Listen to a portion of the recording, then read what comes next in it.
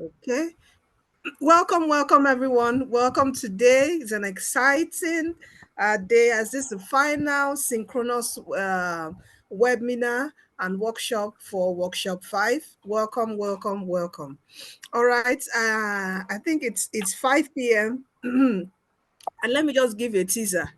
In the chat box, I want us to just type out what you would love to eat this evening. If you had all the money in the world, okay, what would you love to eat this evening? What would you love to give your wifey? Or if you're a single person, what would you love to eat? Can we type in the chat box just, to wait our time as others join? Can we type in the chat box quickly? What would you love to eat? Imagine what you would love to eat. Let's do some science with what we would love to eat this evening.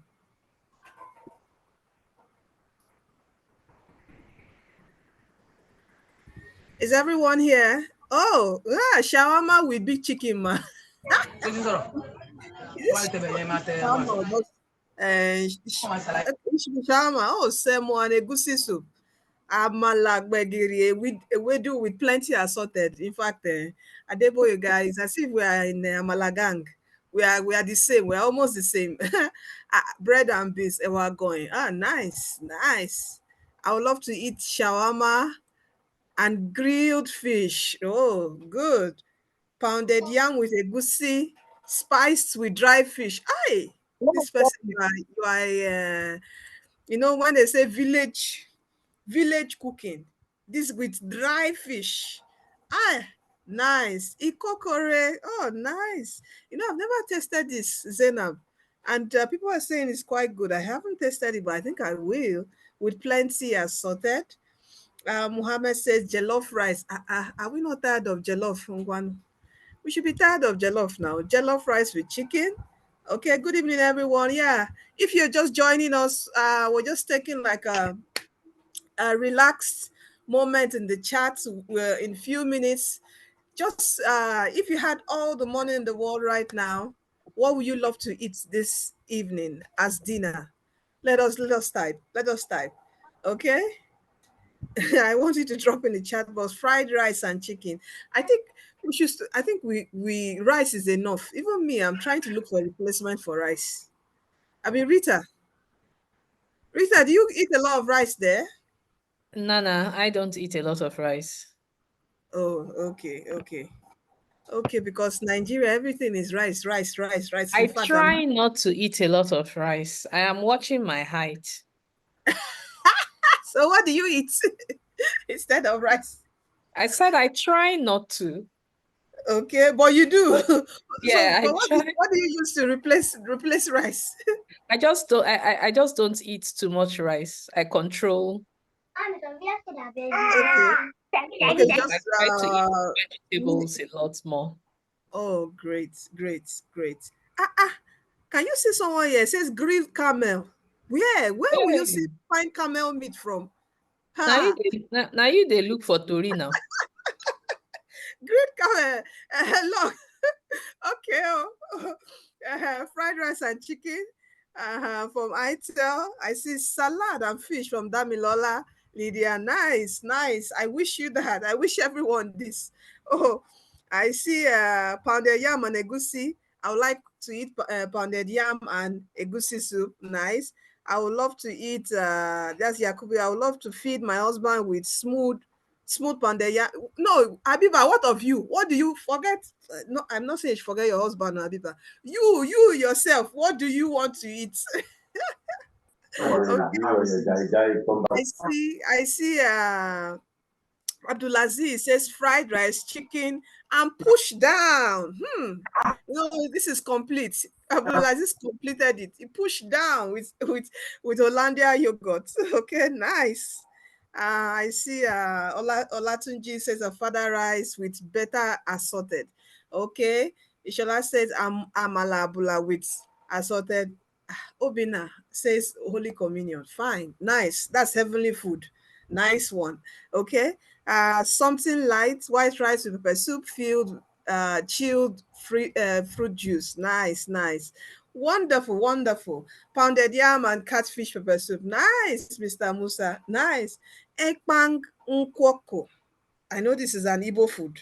I know No, a it's Calabar food. Calabar. It's Calabar. I Calabar. mean, Mm. nice.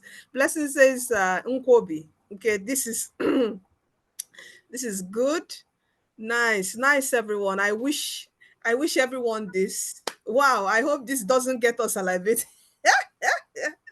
Anyway, sometimes after working hard, sometimes give yourself a treat. Will I say, yes, we also plan for the future, but sometimes celebrate yourself by treating yourself that particular thing you love doing. When you finish this course, the final course, please give yourself a treat because what you have received, in fact, will take your STEM profession to another level.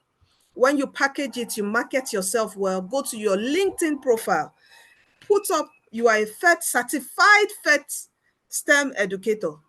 Put up something on that, add it to your profile, and you would see that it's going to take you places. So please, after this course, please do treat yourself to a wonderful delicacy with a wonderful drink. Okay, so thank you so much, everyone, for sharing all this. So we're gonna go into um, the uh, the program of the day. Let me share my screen quickly.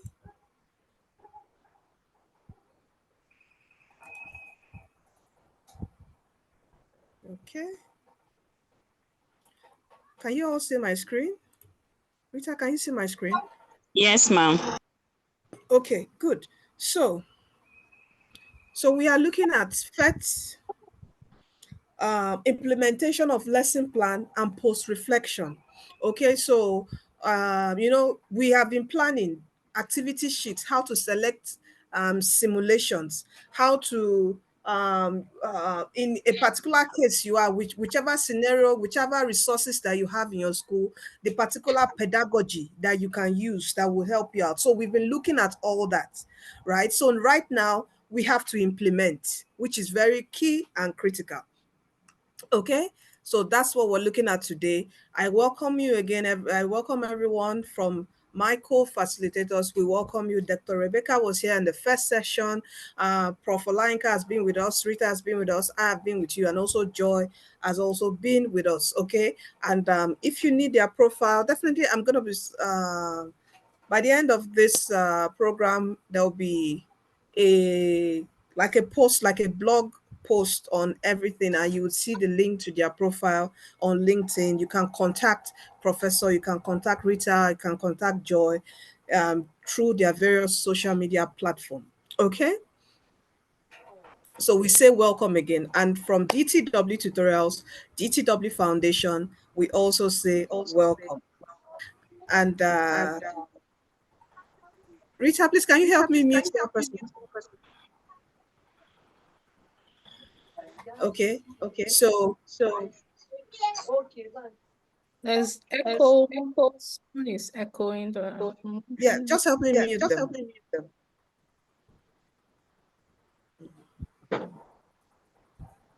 Okay. So welcome. You are echoing. There's something going on. You have cough. If I slap you, you are telling you want to drink cold water. What do you do? Jesus Christ. That's good. Hold on. Hold Let me on. check. There's some kind of echo going on. Mm-hmm.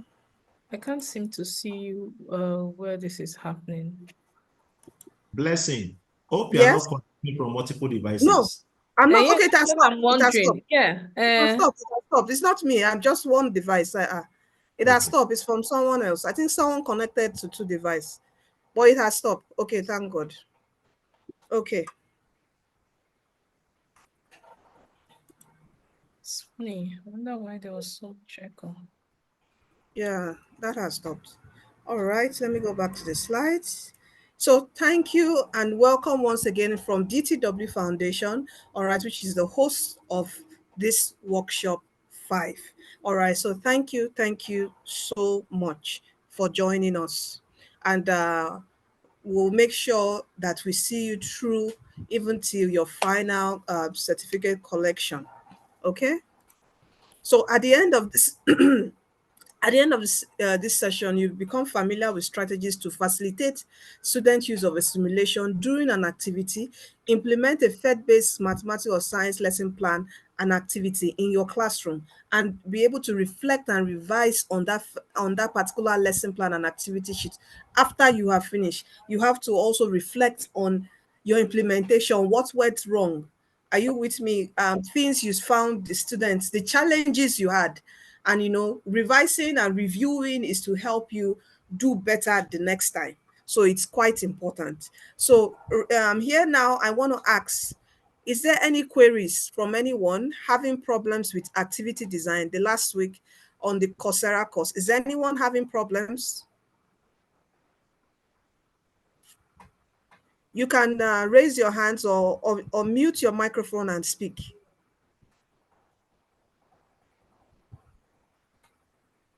Rita, can you hear me? Of course. Okay, all right. Anyone having problems, you can unmute your mic and speak, or maybe drop in the chat box. Are you having problems on Coursera? Any problems, any issues? Anyone? Hello, good evening. Yes, good evening. Hefziba, good evening. Yes, but I've gotten to a point where I got to is where I need to sign into the teacher's platform for the simulation. But I forgot my password, and I've been sending a message for resetting. And I will get a feedback that a message for resetting has been sent to me. I've checked the spam side, I've checked the social side. I don't get any for days now. Okay, you have to. I think you have to contact. You have to contact support. I tried checking on the site for the support email address. I couldn't see any. It's actually hold on. It's actually where that place it's saying it has been your spam, whatever has been your password has been reset. You're going to get an email. There should be a contact there on that page that will say, if you still haven't found it, contact us. Are you with me? Yeah, but I checked, there wasn't such. There wasn't such. 1 minute. Yeah. Oh, I'm already signed in. I'm looking. Wait, hold on. I want to try to sign. What's the time? I want to try to sign into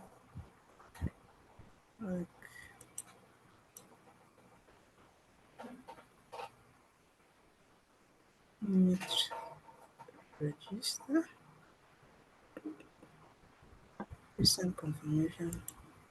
Is it here? Trying to see where the contact would be. Hold on.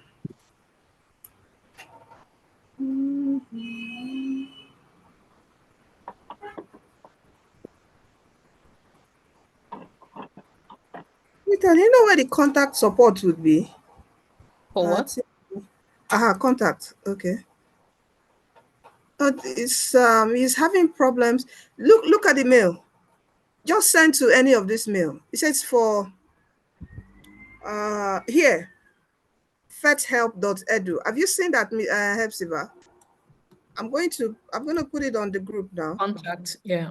Okay. All right. I've dropped it on the group.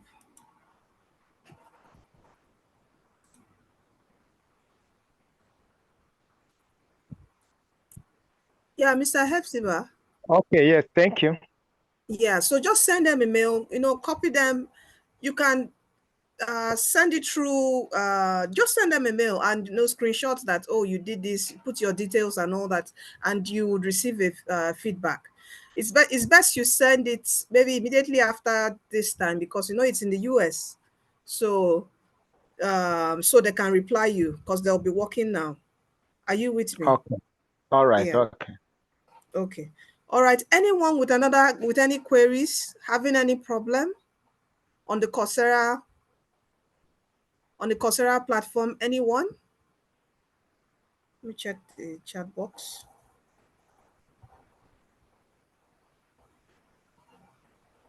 Enrolling into introduction to PhET simulation. Leah Uchechukwu. Good evening, ma.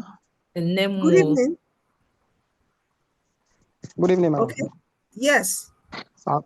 I'm sorry, ma. I just realized I was being carried away over some time, so I couldn't. I've not really gone far in my learning. So I want to know, is there opportunity? Can I still finish it within the time, or even after today? Because from what I learned, today is going to be the last workshop. So do I still No, have a chance of finishing today my? is the yeah. So today, I know people are confused about that. So today is just the last workshop, but there's still work to be done. There's still time for you to complete because it will take time to implement. Implementing means you have to have students. And we know that from now till schools, most schools are going to resume September 9th or 2nd September. So we know that you have to implement that in a classroom. Are you with me? So the course, you have to complete it 30th of September. So you can join quickly and you finish through. Are Okay, you thank with you, me? ma. Yes, Yeah. please. So you Thank can you. join. I hope you're registered. Are you registered? Yes, I've registered. In fact, I've started taking the introduction. Only that I've not finished complete that, and I realized I still have like 2 other courses to complete. So that was I've started actually. Okay. All right. So Yes. all right, good. By STEM. Here, present. Yeah. By STEM for Rita. Yes. Okay, so Rita is the founder of By STEM 24 No. and EduTech Foundation. Okay, so you were saying you were reading out something. Is it from the chat box? A Yes, question. somebody had a question. She says she's Okay. having problem on enrolling into introduction to PhET simulation. And that's Leah Uchechukwu and Nemo, something like that. Okay, Leah, please, can you quickly speak? Can you unmute and Yeah. speak? Let me know what the Yeah. problem is. Hello. Hello, I can hear you, ma. Okay, ma. Thank you, ma. Please, I have enrolled in other course and I've gotten certificate in some. But this introduction, I'm not sure I got the email to be able to enroll into, because when I try enrolling into the introduction, I've been asked to pay, maybe it's free trial for 7 days and then I'll pay some money and all that. So I don't know why I'm having issue, and that's the first So course. you Yeah. have to unenroll. I have to enroll, You have and then I'll pay now. some certain amount. So They're asking yeah, me for so my, what you are going to do now is yes, that ma. you have to unenroll. Go to your Coursera dashboard board, unenroll from that introduction. Then the mail will be in your email. Search your email. You will find it. Okay. If you have Okay. received others, sometimes it doesn't come the 4 at once. It can come Okay. separately. So you search your Okay. mail. When you find it, then go into that mail and join. Okay? Because I've been searching the mail for it, but I've not seen it. But I saw all of that and I've enrolled in all of that and I'm almost done with the course. So I already have certificates on there. Please just search your box well. It's there. Okay. Okay. Are Thank you you. with me? It's there. Yeah. Okay, I see Deborah, you say, please, is there a time limit for? Yes, the time limit is 30th of September. Okay, 30th of September, that's the time limit. All right, so please, I beg you, let us put all efforts into completing the course. I would urge you to finish up all the handiwork, your documentations, your lesson plans, so that immediately school resume, you implement, because the implementation stage, you have to take pictures, not necessary of the faces of your students. You can just take a picture on the showing the laptop when they are working on it, or a picture of you. Some schools don't allow you taking pictures of policy reasons and all that. Their media policies don't allow. So that will just proof. It's part of your implementation. You need those proofs, those pictures, to prove that you implemented it. So please, okay, do work on your lesson plan after this workshop, and immediately school resumes, please do implement. So before the 30th of September, you will be done. All right? Okay, any other question? Yes, please. Yes, Yeah. I can hear you. I actually registered in October last year's section, but Okay. I couldn't follow up with it. So this time around, I decided to use a different email to register, but I was told that I'm already registered. So I'm now using that. But on surfing it, I discovered that they are showing me 24th October 24th March deadline for it, which means it's recording the old one. I wouldn't know if it has any effect on my continuing with it. If you can still continue, then you are in this set. Just don't ignore the 24th March. March. Okay, that was for the set of April Yes. set. So ignore that. Okay. Okay. All right. Yeah. So, but this is we're closing September for this, so ignore it. Yeah. All right. Thank you. Yeah. All right. So thank you, everyone. All right. I've received all the queries. I've answered all the questions here. All right. So, Excuse me, please. oh, okay. Yes, Sorry, please. before you continue, I was not paying attention earlier. You were talking about evidence for the implementation, because I'm actually done with the first one, the second one, and I've received certificates. In fact, I'm done with the third one. I'm just waiting for the certificate. But the fourth one, I heard you talking about evidence. Is it that we are Yes. going to be snapping pictures or taking videos? Which are we using, or we are using both? You can use any. You can use any. Okay. So it's according to the school policy. Are you with me? Okay. You get Yes, my I'm point? with you. Because we've had Yes. issues. Teachers say, oh, their schools won't allow them, take pictures of their students. But what you can do is you can take picture of yourself demonstrating it, maybe on your projector screen or on the laptop, or you can just take pictures that the students will be backing, but you are showing the device that the students Okay. is using on the PhET playing around. You can do a video like that. So Video all like media that. Okay. formats are accepted. Yes. Okay, no problem. Okay, thank you. Noted. All right. Okay. Okay, so let's go forward. All right, so I'm going to leave the floor now. Stop sharing to Professor Olainka. He's going to take us through the importance of lesson planning. Okay, and sometimes class educators do think, oh, PhET doesn't involve you shouldn't bother about lesson planning because we have simulations and all that. But there's a saying that even me, I've heard it from birth. My father, maybe my great grandfather, has been saying it. Failing to plan is planning to fail. So he's going to take us through the importance of lesson planning. I will leave the floor for Professor Olainka of the State University of Edo. Okay. Prof, are you there?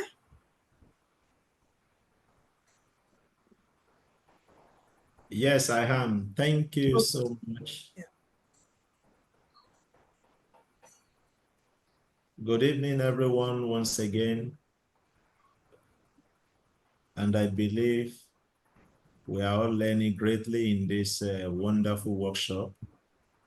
I also want to believe sincerely that we are making progress as far as our Coursera courses are concerned. So I will be talking briefly. I believe you can see my screen. Yes, we can, sir. Yes, Okay. sir. Okay, great.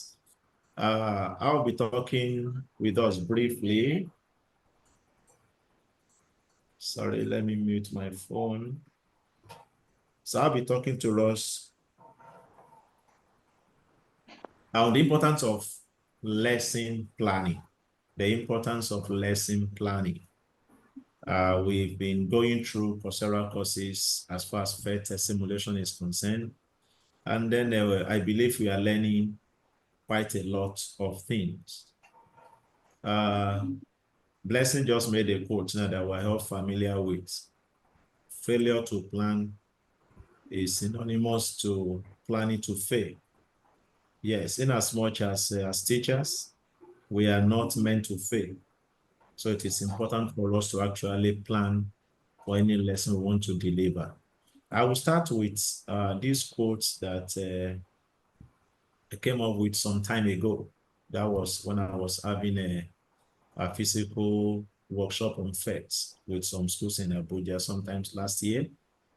And I told them that technology cannot erode our roles as teachers.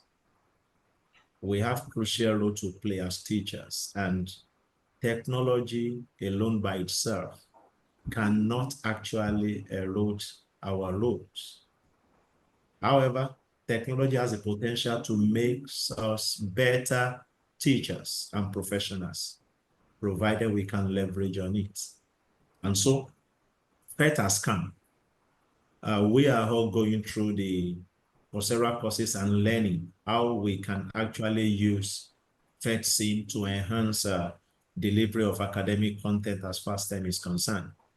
And so in doing this, how can we now prepare an important lesson plan that we align very well with the curriculum that is being delivered, and at the same time, we also make maximum use of PhET interactive simulation, okay? And so lesson plans, they are very crucial as far as effective teaching and learning is concerned. To be able to achieve an effective teaching and learning, teaching from the part of the teacher and learning from the side of the learners or students, okay? So as a teacher, you are teaching, you are trying to disseminate, you are trying to give out an idea, concept, principle. You are trying to give that to your learners, okay, or your students. In doing this, you need a lesson plan that will help you to be able to deliver the content you intend to deliver to your learners. You can look at plans generally. For instance, if you want to build a skyscraper, for instance, and you just wake up and you begin to put blocks on blocks and you say you're building, definitely such might lead to collapse. Such might lead to a great fall. Even the scripture in the Bible talks about that if you see any man who wants to build anything, you will first of all start with planning. And so the importance of lesson plan cannot be overemphasized, irrespective of whether you're using PhET Sim or you are not even using it. It is very, very important. But now that you have PhET Sim, which is a technology that has come to deliver 21st century educational content in an effective way, then lesson plan is also as important as you are seeing that PhET Sim that you are using to teach your students, okay? Lesson plans are indispensable, of course, we have said that one, and it support effective teaching, and it will at the same time also what enhance learning experience for our students, okay? Now, I want to look at a few reasons why lesson plans are important. That's just the basics of these presentations. It's going to be a very short one. Now, number one, lesson plans are very important because it will bring organization and structure to the delivery of your academic content. Organization and structure. Sometimes we have had cases, some of us, maybe at one time or the other, we might have found ourselves in a situation whereby you just jump into class without having a lesson plan or without even planning ahead for that class. And so you discover if you enter such an environment or such a class, you won't be able to deliver optimally. In fact, it can actually affect your organization. You might look so disorganized that the student will even see it in the way you will. And so many teachers, because they are not prepared for such class, they might transfer aggression to the student or to the learners, okay? And so if you must be organized and be well composed when you want to deliver your academic content to your learners, then lesson plan is very important because it will enhance your organization and the structure of your flow. Number two, the second one is it focuses your attention on the learning objectives, okay?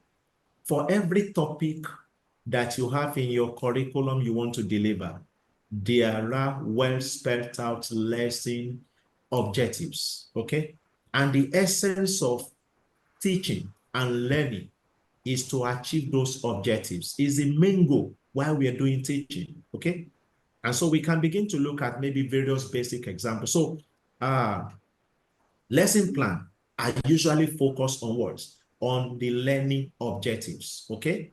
And so if you have that objective in mind, it will also help you as a teacher to focus whatever you want to do with the students and align it to be in tandem with the objective of that particular lesson. It will really go a long way to help you. And then in doing that, you will be able to deliver the academic context and achieve the set objective for your learner. Number 3 is lesson plan will help you to achieve effective time management. Effective time management.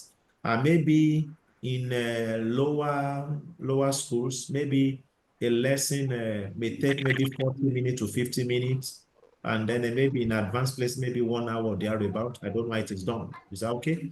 But if you have maybe 35 minutes or 40 minutes or 50 minutes, as the case may be, to engage with your learner, with a well-structured lesson plan, you will be able to effectively manage that time and still be able to achieve your learning objective within the stipulated time.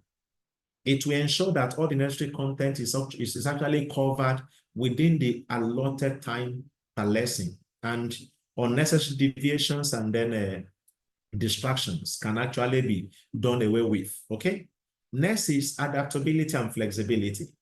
Now, with lesson plan, you have the opportunity of being able to adapt. It gives you that flexibility, okay? It's not rigid. It's not rigid. Lesson plans, yes, once it's well developed and it's well structured, it still gives room for flexibility as an educator to be able to actually tailor whatever you are doing when you get to the point of implementation, and tailor it to meet the needs of the students and to be able to achieve the learning objective. What do I mean? When we mean flexibility, of course, you have prepared your lesson plan and this is the way you intend to implement it. But in the course of implementation, the course of your teaching, you discover, maybe as a result of questions from your learner or as a result of the challenges encountered in the course of implementation, the lesson plan is not so rigid that it cannot give you room to be able to adapt in order to meet the student needs or to be able to address pending problem or a problem that arises in the course of your lesson implementation. And so a well-designed lesson plan provides room for adjustment without actually losing focus on the main objective of the course we are trying to, of the content you're trying to deliver. Next is student engagement, okay? Lesson plans are very important because it helps with student engagement, okay? A well-structured lesson plan is actually the one that will actively ensure your students or your learners are well engaged, and it creates curiosity in them of wanting to know more, of willing to learn more, okay? And so as learners, they have come to your class, your lesson plan, we get them glued. They want to know what next. They want to actually follow the progression, okay? Engaging activities, interactive elements, and clear objectives, we help the student to stay attentive and actively participate in the learning process. Now, if you take, for instance, PhET interactive simulation, for instance, like some of the activities we carried out in our various breakout room last week, okay? Some of the feedback that we were getting from majority of you shows that within that short time that we had together, you were able to learn certain things, okay? Meaning, as learners in those breakout rooms, you were engaged by the virtue of the well-structured lesson plan that were used based on PhET Sim. And so you were engaged, your curiosity was engaged, and then you were able to learn something within that period. And so the engagement of the students can actually be enhanced greatly if lesson plans are prepared ahead of time with PhET Sim interactive simulation. Okay. Number 6 is effective resource utilization. Lesson plan can actually help teachers to utilize their resources wisely, talking about even your time, your material resources, and various tools can actually be effectively utilized when you have an effective lesson plan with PhET Sim lesson delivery. Okay. Next, continuity and consistency. Lesson plans also promote consistency and continuity in teaching. Okay. It will allow multiple teachers to deliver consistent instructions on the same topic and subject matter. For instance, if you have prepared your lesson plan, for whatever reason, the teacher who has prepared the lesson plan is not available, okay? That lesson plan can actually be picked up by another teacher, a professional in that area, and the content will also be delivered, and it will be as effective as when it is delivered by the original person who prepares it. And so it gives opportunity for continuity and then ensure consistency in the delivery of academic content, okay? It's also a way of professional growth, lesson plan, okay? Preparing a lesson plan helps the teacher to actually develop his potential as a professional, okay? It's not, it's what is the global standard, okay? It's not just a standard that is localized, no. It's a global standard that you prepare a lesson plan to deliver your academic content, okay? And so preparing a lesson plan based on PhET Sim is a way of professional competency, and then it's something that should be encouraged, even if you are using a PhET Sim to deliver academic content. And so PhET Sim is not a replacement for lesson plan, but it's actually meant to be embedded into your lesson plan to enhance the practicality of what you are teaching and to also enhance your student learning. And so I will conclude by making reference to the quote by the man, WORHSHOP. What did he say? He said, and I quote, "A teacher who is attempting to teach without inspiring pupil with a desire to learn is doing what? Is hammering on cold iron." Okay. And so if there is no planning that can inspire your learner to learn and to be willing to learn under you, you are just like what? It's not my quote anyway, so don't say I'm the one saying this, but it's a quote by Oris, okay? And they say just like hammering on a cold iron, and whoever is hammering on a cold iron will achieve no results because a cold iron is already formed. It cannot be formed again, okay? So hammering on it will make no difference, okay? And so if you must make impact on any iron, it has to be red hot. And so if you hammer it when it is hot, you can actually achieve any shape you want to achieve. So lesson planning is crucial because it allows teachers to inspire and deliberately bold those words, okay? Lesson planning is crucial because one, it allows us as teachers, allows you as a teacher, allows every one of us as teachers to inspire, say number one, to engage, number two, your students effectively. So if you have lesson plan laced with a PhET Sim, you will be able to inspire and engage your students effectively. And at the end of the day, that will translate towards a meaningful and impactful learning for your students or learners.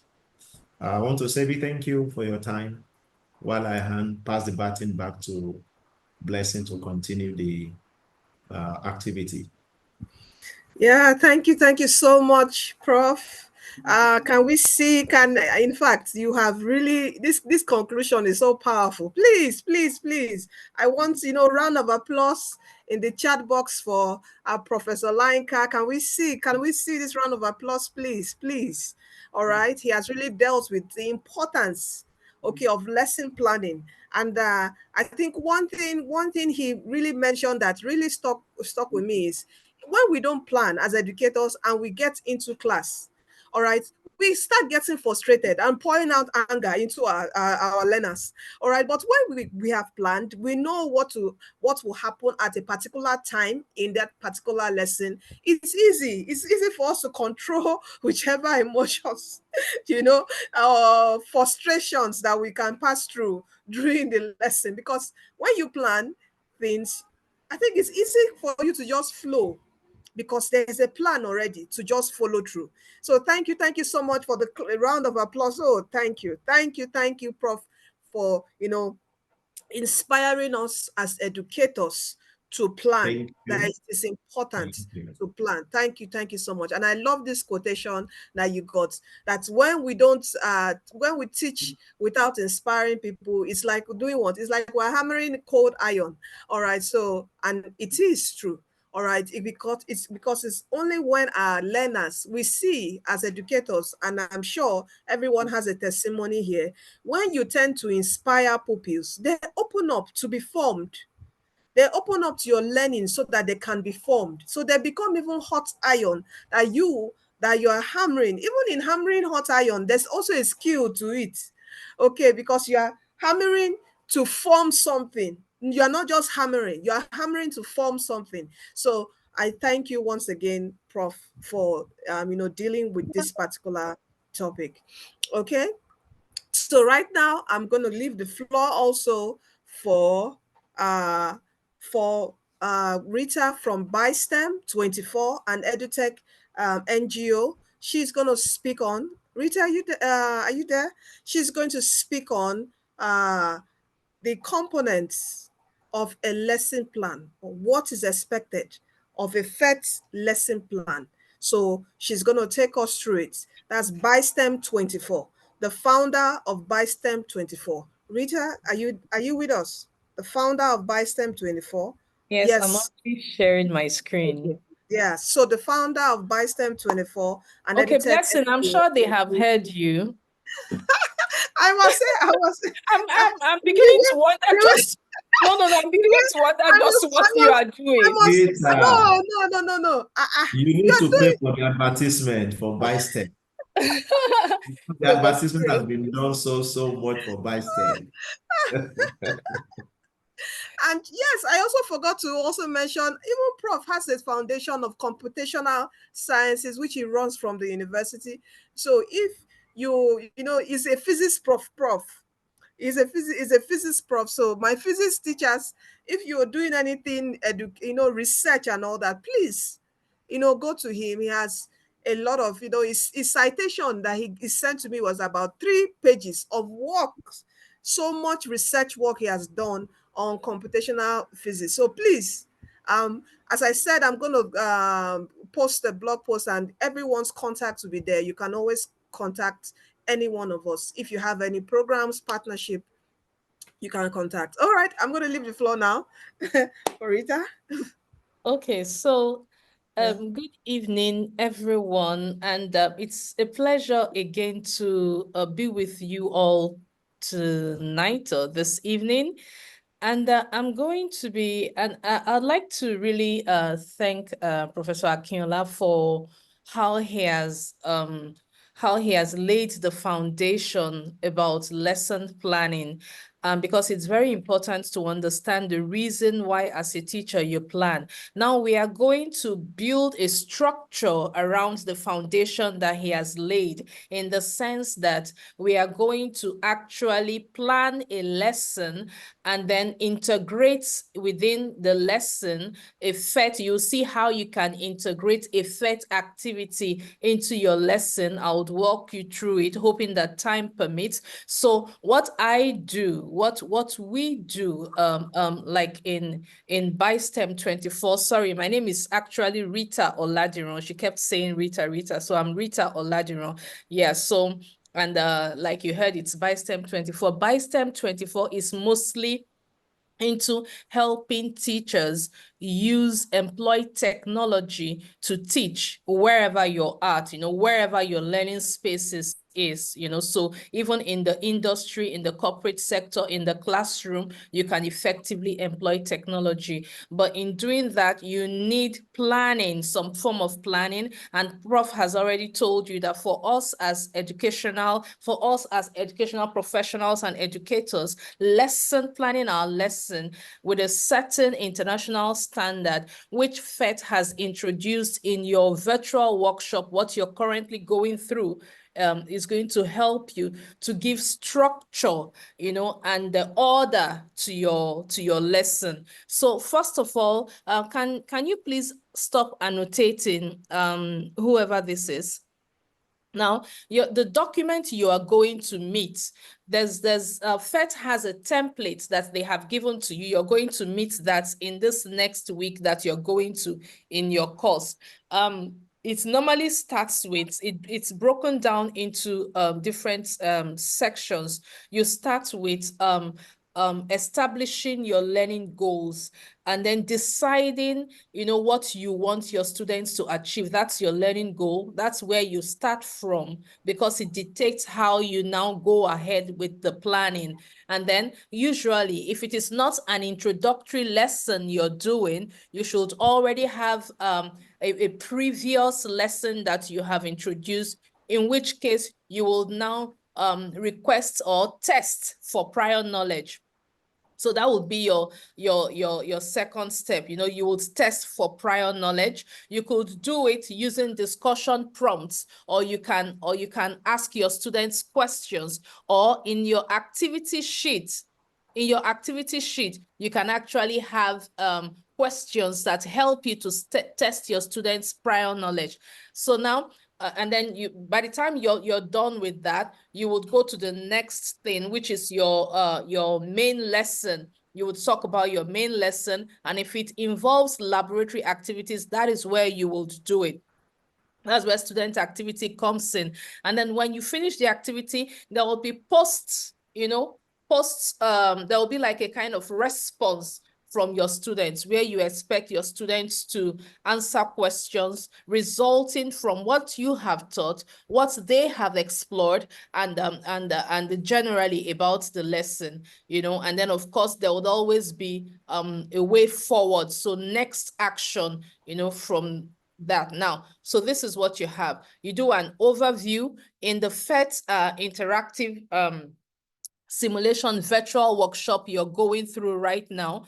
You will have the overview, just telling us you will start by telling us the class where your students are, you know, the location, giving the audience, like Prof was saying that if per adventure you are not around, you are indisposed, a teacher can come and take up your class, and the brief overview you give will give him an idea of the level of the students he is teaching, their background, the context, you know, whatever the case will be. Information about the student will be summarized. That will be your overview.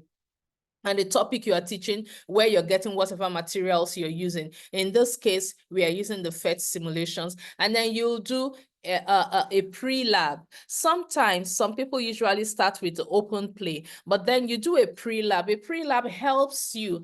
Most times, some people use the open play as the pre-lab, especially when it is an introductory lesson. But most times you can also use your pre-lab as an opportunity to test prior knowledge. You will see, I have a lesson I have done here. You will see how I used it. I'll show you so it becomes really clear to you.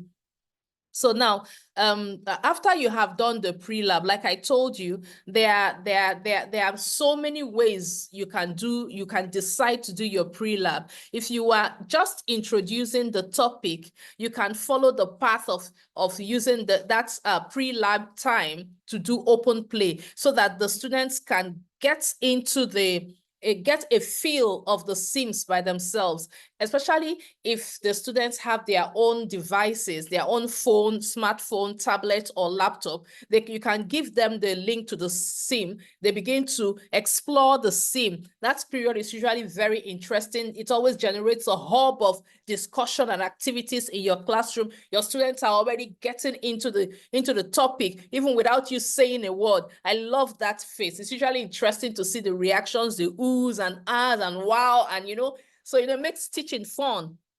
And then from that open play, you can also go on to, introducing the lesson, like that's what you would call the main topic in certain areas. You would introduce the lesson, give a brief background about the lesson. And on the other hand, your pre-lab could also be that you can also use it in a case where you had already started the lesson in a previous class. Your pre-lab can be an opportunity for you to test prior knowledge. You can set questions that test previous knowledge. So you use that time to see how much your students have learned or how much they recollect from the previous classroom that you conducted. Then from there, you go to the main topic. Now, in the main topic section, you introduce your lesson or whatever you're going into next. You just like build a framework around it. And since we are talking about activity-centered learning, since we are talking about active learning, we are going to use the PhET simulations to actually conduct inquiry in the classroom. And I'm going to show you how you're going to do that. So that is number 4, sim-centered activity. After your students conduct the sim-centered activity using either direct interaction with the sims in cases where students have their own devices, one-on-one or shared devices, or you use the whole class approach. If you're using the whole class approach, which means the lecturer or the teacher are the only one that has a device, you already would have printed something like a worksheet, what we call for science teachers a science activity sheet, and for math teachers a math activity sheet. You already would have printed that for your students. And within that activity sheet, you would have screenshots of or guidance. You would have guiding rules as to how to conduct the investigations, what you would want them to look out for and all that. So that's what you use. And within that activity sheet, you would have a table that would give them an opportunity to discuss and put down their results so that they can discuss them and then do the summary. And then you will now do post-activity, questioning, like going forward to test what they have learned, test their observation, see how they would report what they have done within the classroom. And then, so that's it. So this is the steps that you would take, so it's the lesson planning allows you within the lesson planning, like I told you, you will give a context of who your students are, what you will do as the teacher, and what you expect your students to do. That is how you would frame your planning. Now, let me give you an example. I have some, I think I have one here. Okay, good. Let me just quickly do a framework. Yeah. Okay, so before we go into the lesson planning, this is the forces and bases. Let me go back here and give you this. Good. So for your activity sheet, this is a kind of, for your lab activity, I have just made this to help you to see how you can plan your lab activity. This is like a kind of guideline.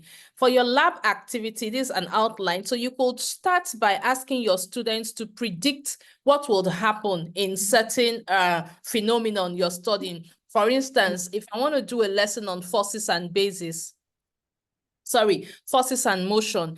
It's one of the simulations, PhET simulations, forces and motion basics.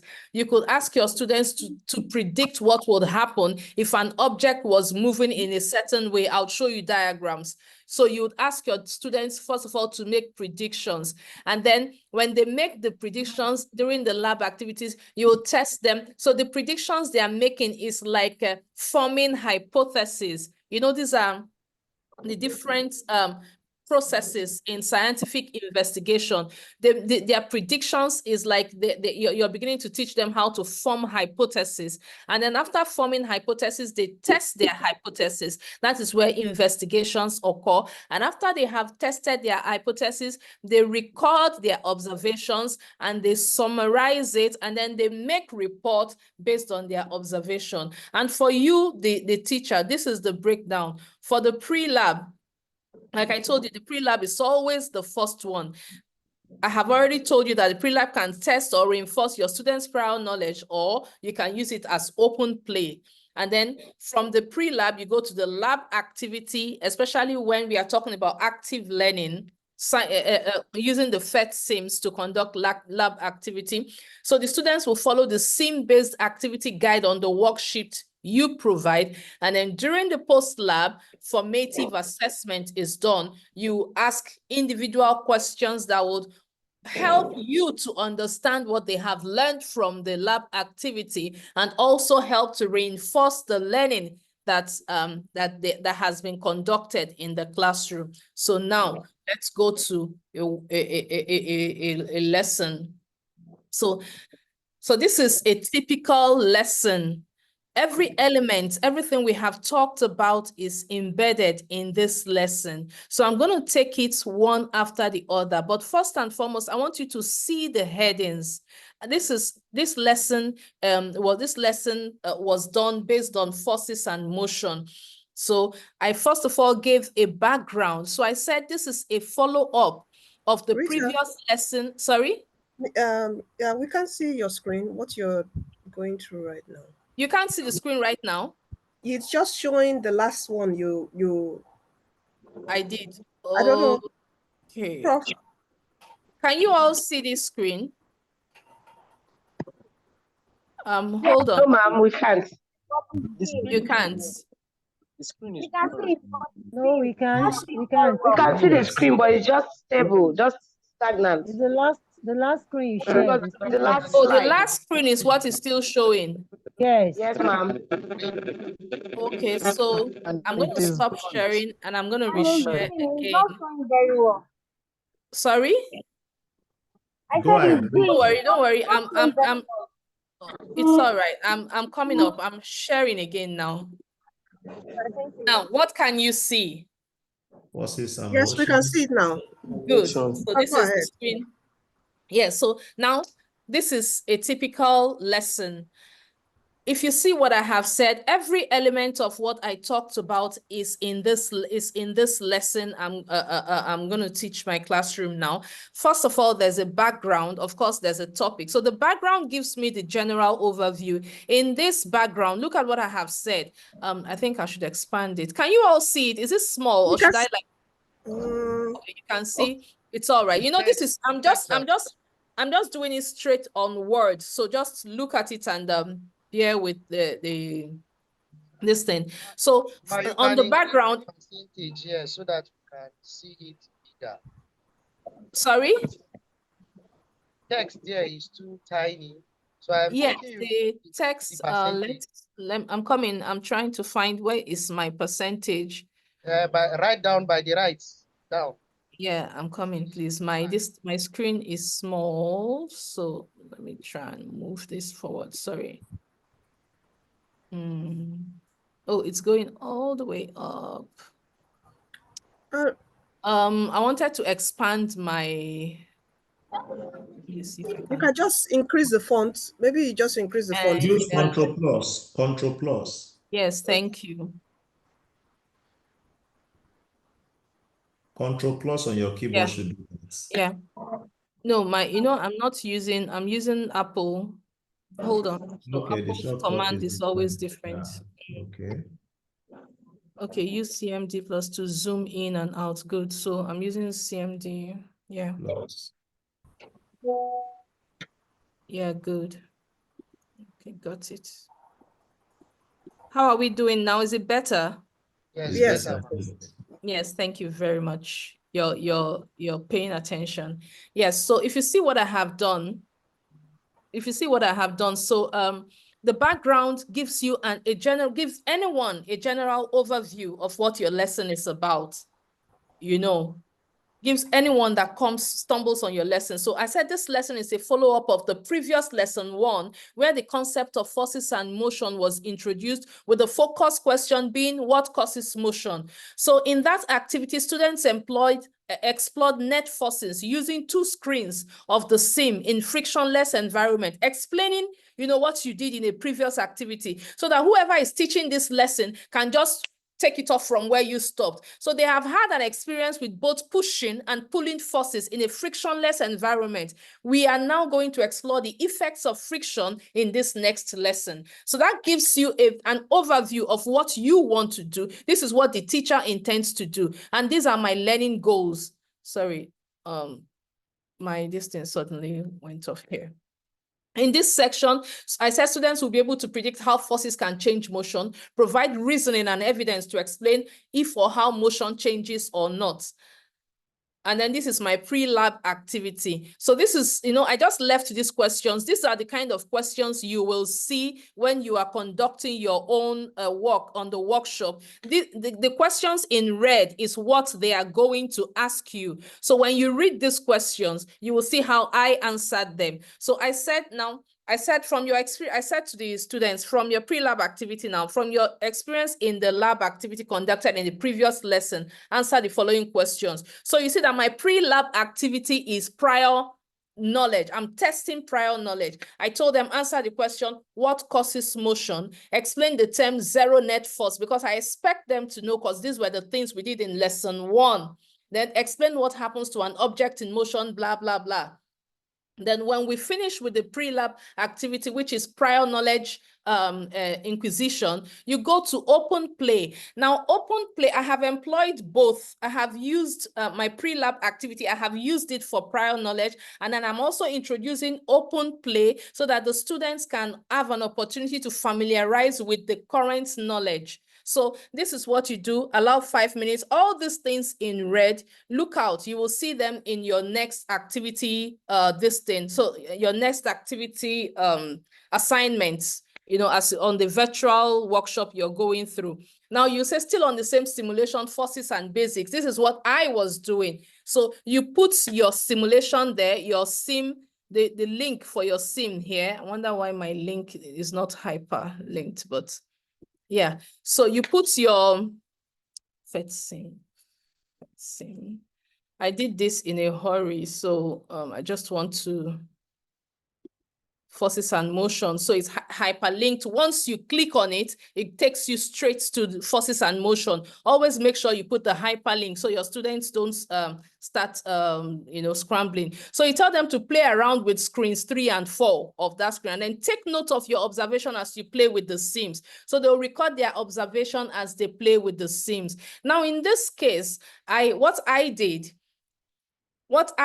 I brought out screenshots. You can see my screenshots. So this is like my activity sheet. So I'm using like a whole class situation. Let's say, for instance, if I were the one, in this case, hypothetically, I, the teacher, might be the one that has a laptop in the classroom. So I'm using, could you mute your mics, please? So I'm using the whole class situation. So I take screenshots of the particular screen I want them to answer questions or conduct investigation on. You see, you can see the screenshots. These are 2 separate screenshots. So I say to them, I give the instruction, make use of the simulation featured by posting open questions and all that. So I just ask questions around this simulation.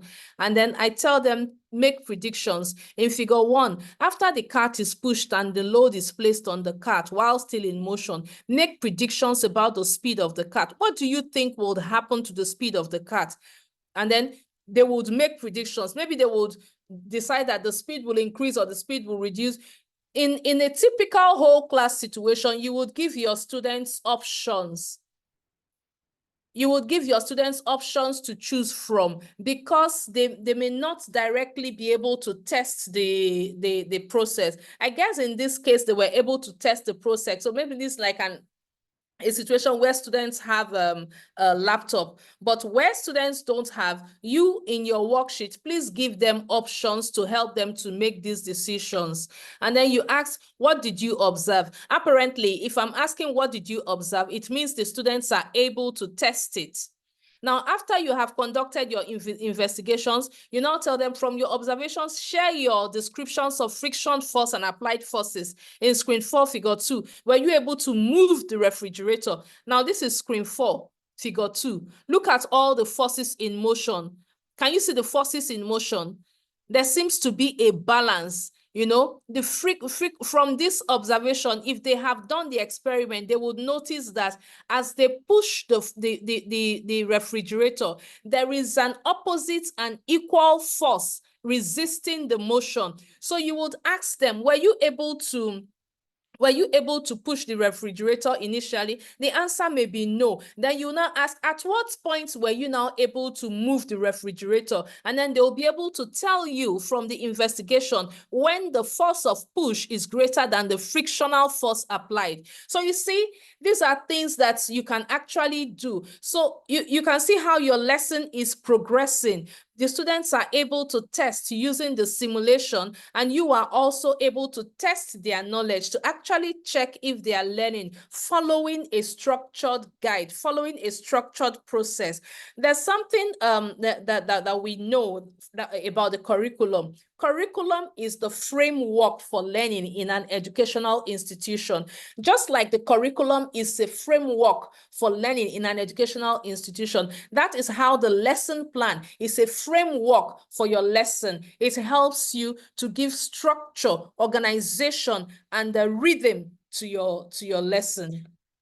So that's why we do them. And also from the lab activities, you go on straight to the post-lab activities and then look at the questions I ask. If I still ask just to see, just to check what they actually tested, and look at, I gave them options. I gave them options. It's like a kind of multi option question. So I said, if a crate is sliding and a man pushes it, the total force acts in the same direction as the crate is sliding. What happens to the crate? It slows down, speeds up, remains at the same speed, slow, you know, all that. You give them options. So you test, and from their answers, you're able to actually, you know, gauge their learning. And then from then on, you can give homework, or you can give another sim for them to study to reinforce their knowledge, or you can give them another simulation to conduct further practicals to prepare for your next lessons as you choose. So that's basically what the lesson plan is all about. So I'm going to go back to this because I left. Allow me to stop sharing this screen. I saw hands up. Is it my hand that is up or what?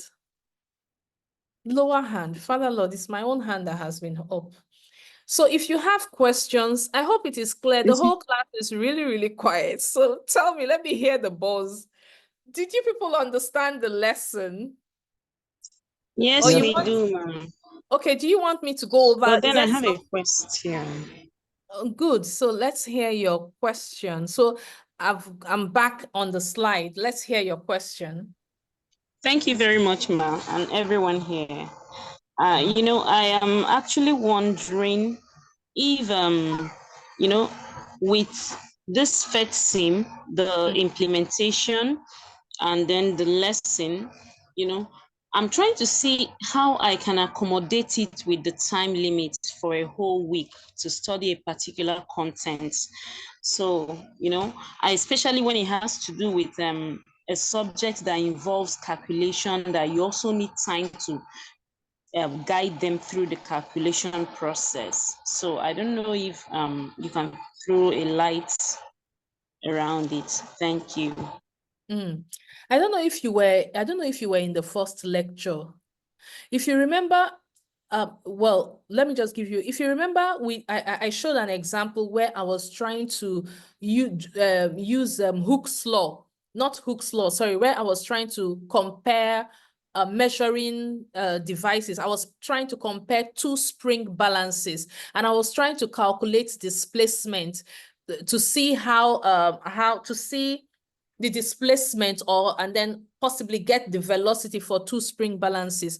You can actually quickly use the PhET simulation to conduct investigations.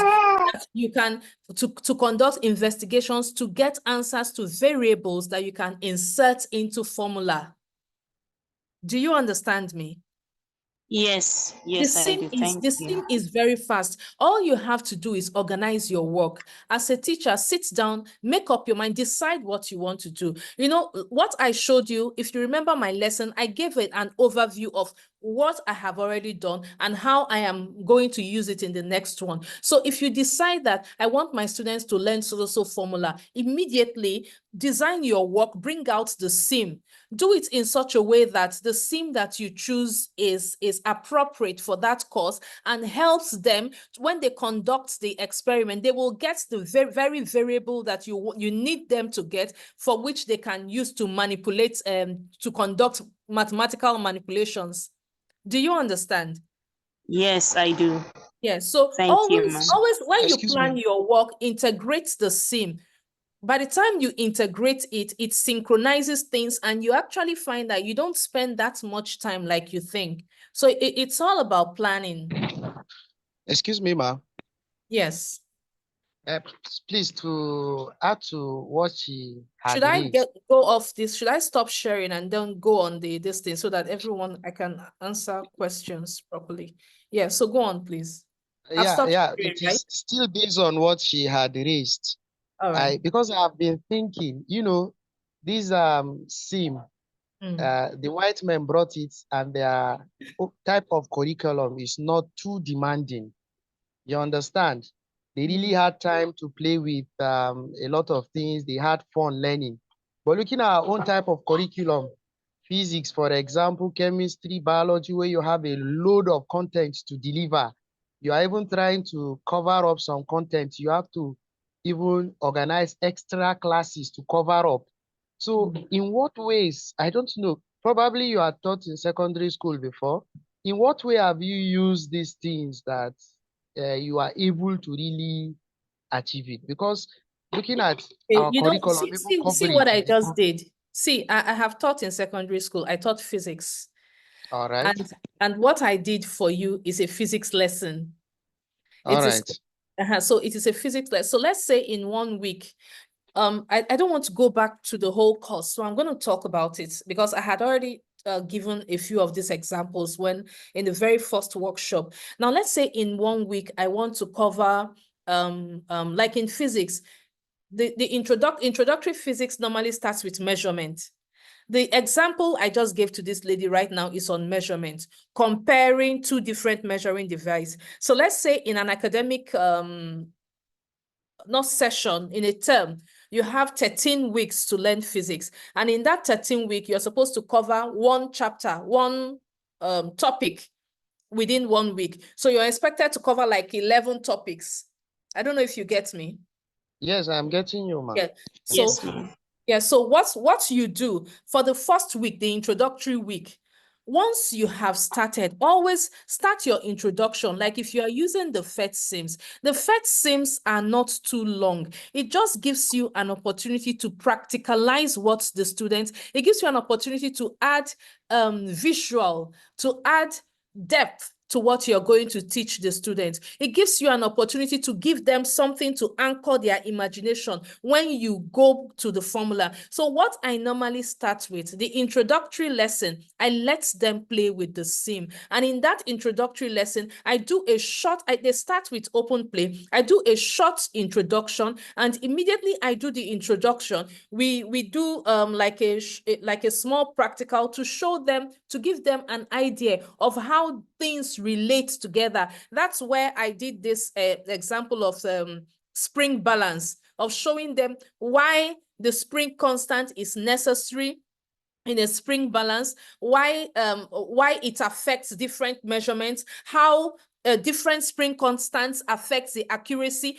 Just one experiment, that spring constant experiment in measurement just gives them the whole idea of the course. From that, we begin to go and answer questions. And then all I have to do is I refer to them. You remember when we extended that spring, so and so happened.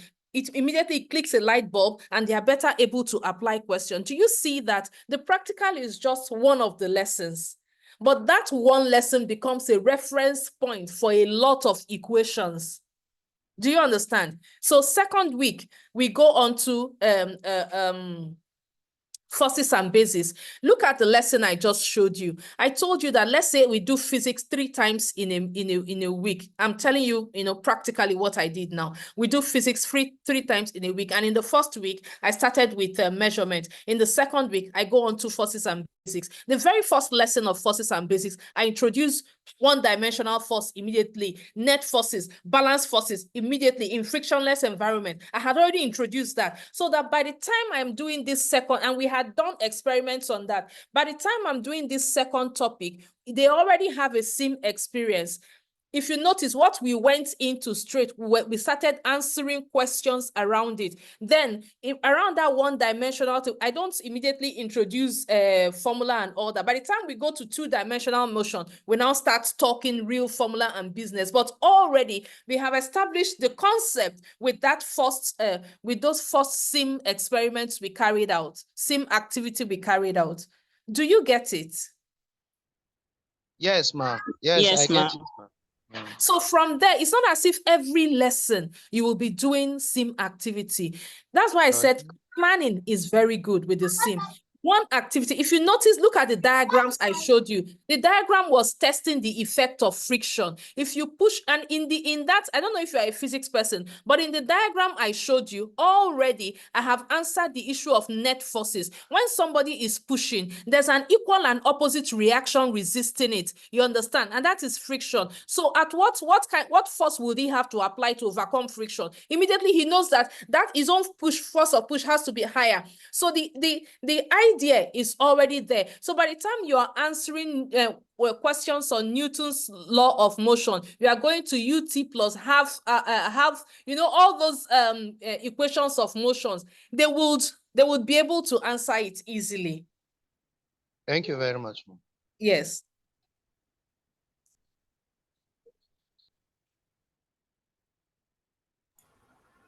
All right. Any other question? I see Blessing Hassan. You can unmute and ask your question. Blessing Hassan, David. So many mixture of your names. You can unmute. You raise your hand. Are you there? But there are questions in the chat box. Let me read out one to you. Sorry, ma'am. Please, can I ask one more question on issue of concerns?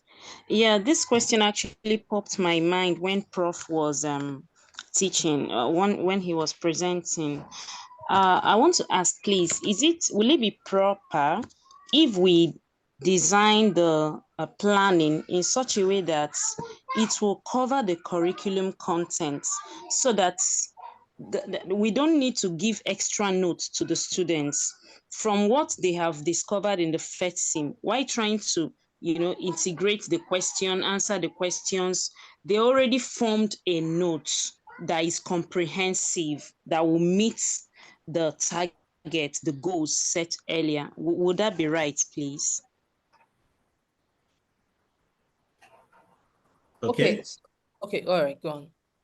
Let me address that question from this perspective. Rita has dealt with some of these questions you are asking.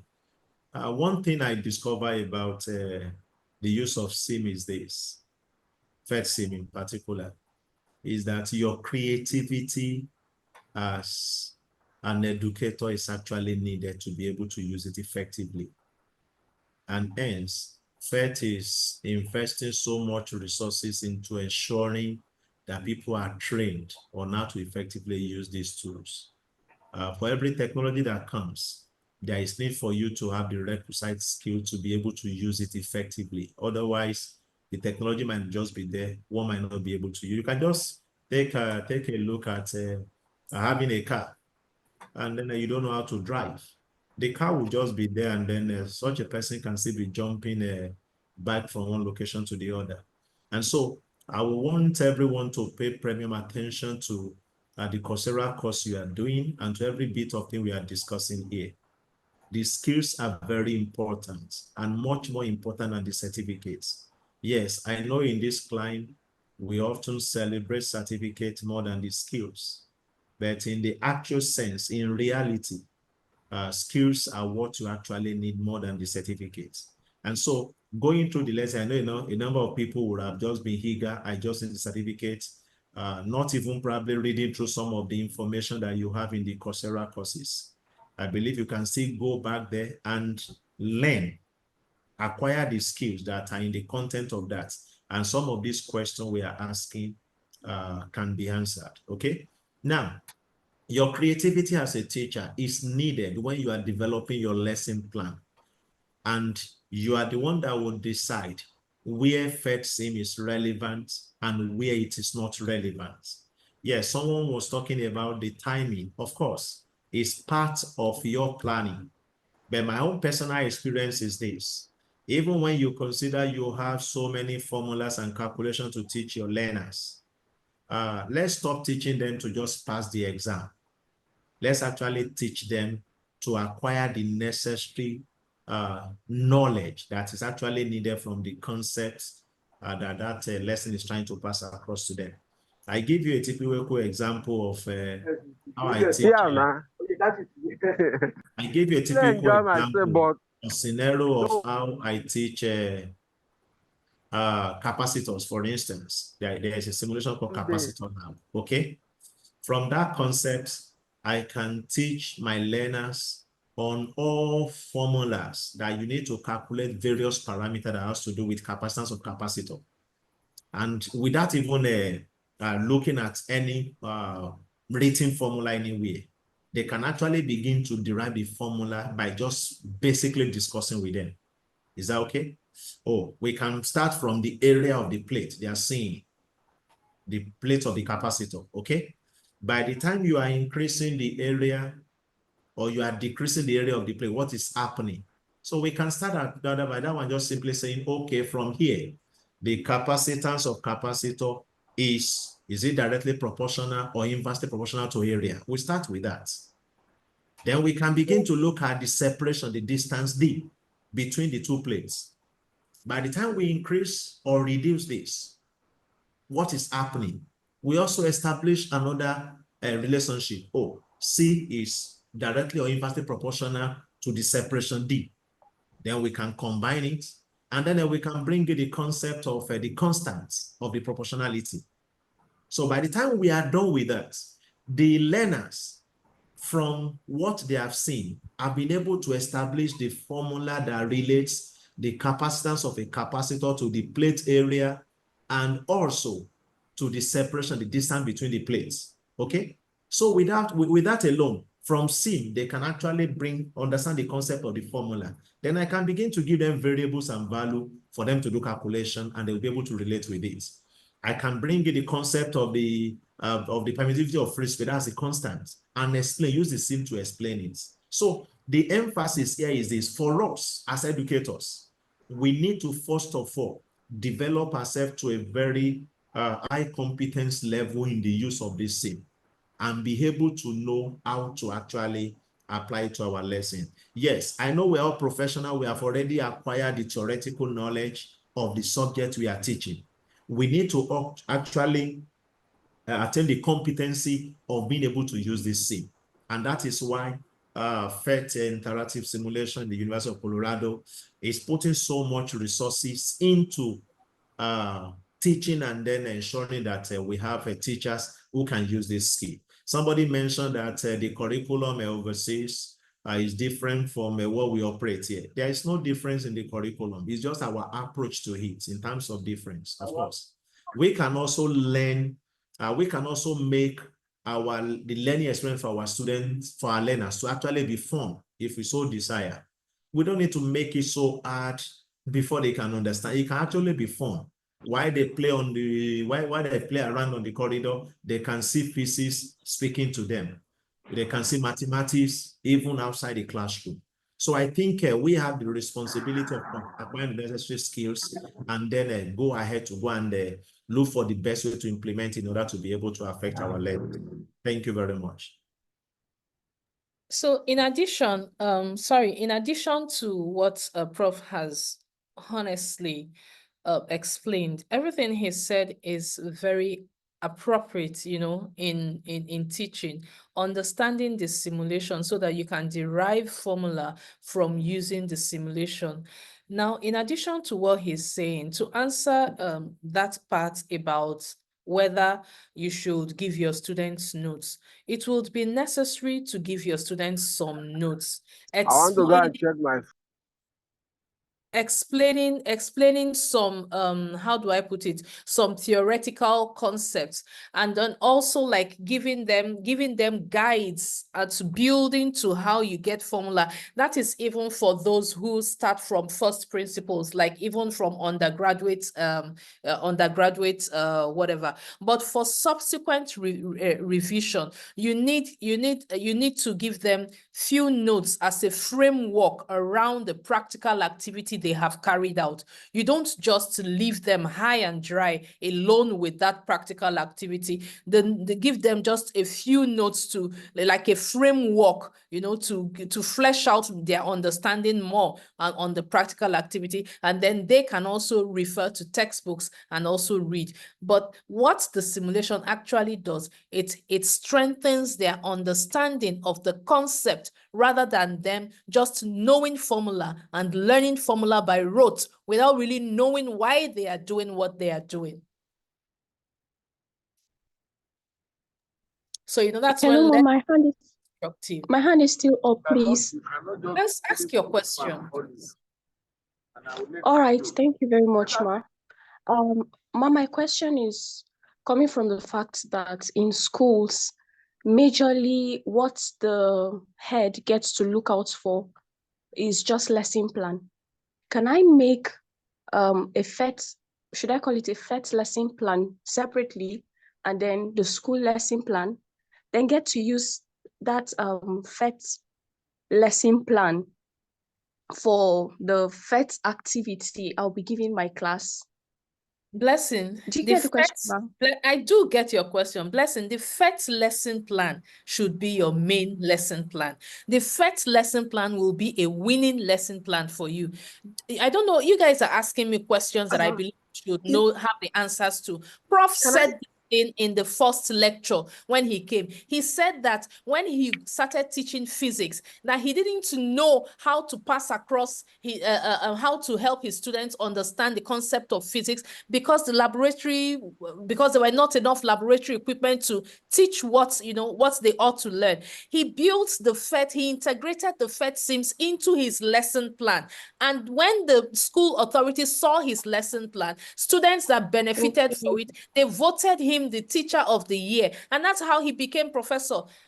You understand? So the PhET, yes, even I as a teacher, as when I was a teacher, integrating the PhET sims into my my lessons made me stand out because the principal was impressed with the extent I went to communicate concepts. It makes you stand out. It shows that you do in-depth planning. You look for materials that will help your students. It gives you an edge. Okay. I get it. Thank you very much, Ma. All right, thank you. Thank you so much. Thank you so much. Yeah. I have a question. Can I? Okay, final question for this session. Yeah. Okay. Based on what the last speaker, the question she was asking, you know, we have inspectors that want to see a lesson plan. You get, and also by the time you prepare this PhET sim guideline, and you need to present a particular one based on the school lesson plan that the inspector would like to see. So how do you now work on this? That means that we're going to be having two types of... Okay, just to that's what I wanted to say, and I'd draw Prof attention and Mrs. Rita Oladiron attention to, because I know inspectors who come to school and what they want. And some of these inspectors are so, let me not say anything. Let me not say they are good. They are good, okay? They're wonderful. And so what they want is to see their own lesson notes. You get my point. But you going a step further and adding your own lesson plan to it. Like, your own PhET lesson plan. Like when I wanted to teach this particular topic, this, in addition to the notes, this is the first lesson plan I used. Okay, you can print it out and just maybe clip it to that particular page. Where you started. Sorry, you don't even have to do a fresh PhET lesson plan.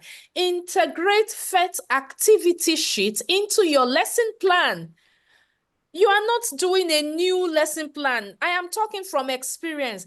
Integrate, did you see what I just showed you? All I showed you was activity.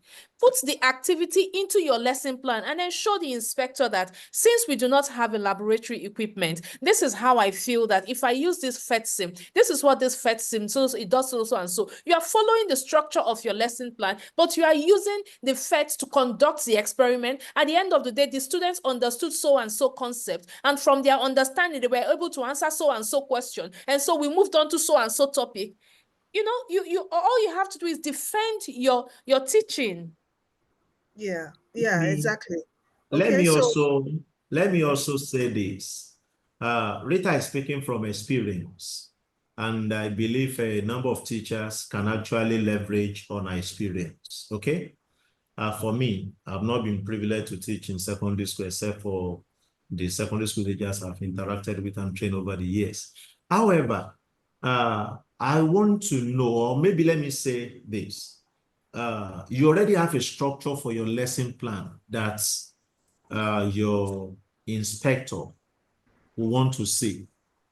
In my own opinion, if you are adding PhET to that component to make it better, without losing out any of the original concept they are looking for in your lesson plan, I don't think they will be against it. I'm just speaking generally also as an administrator.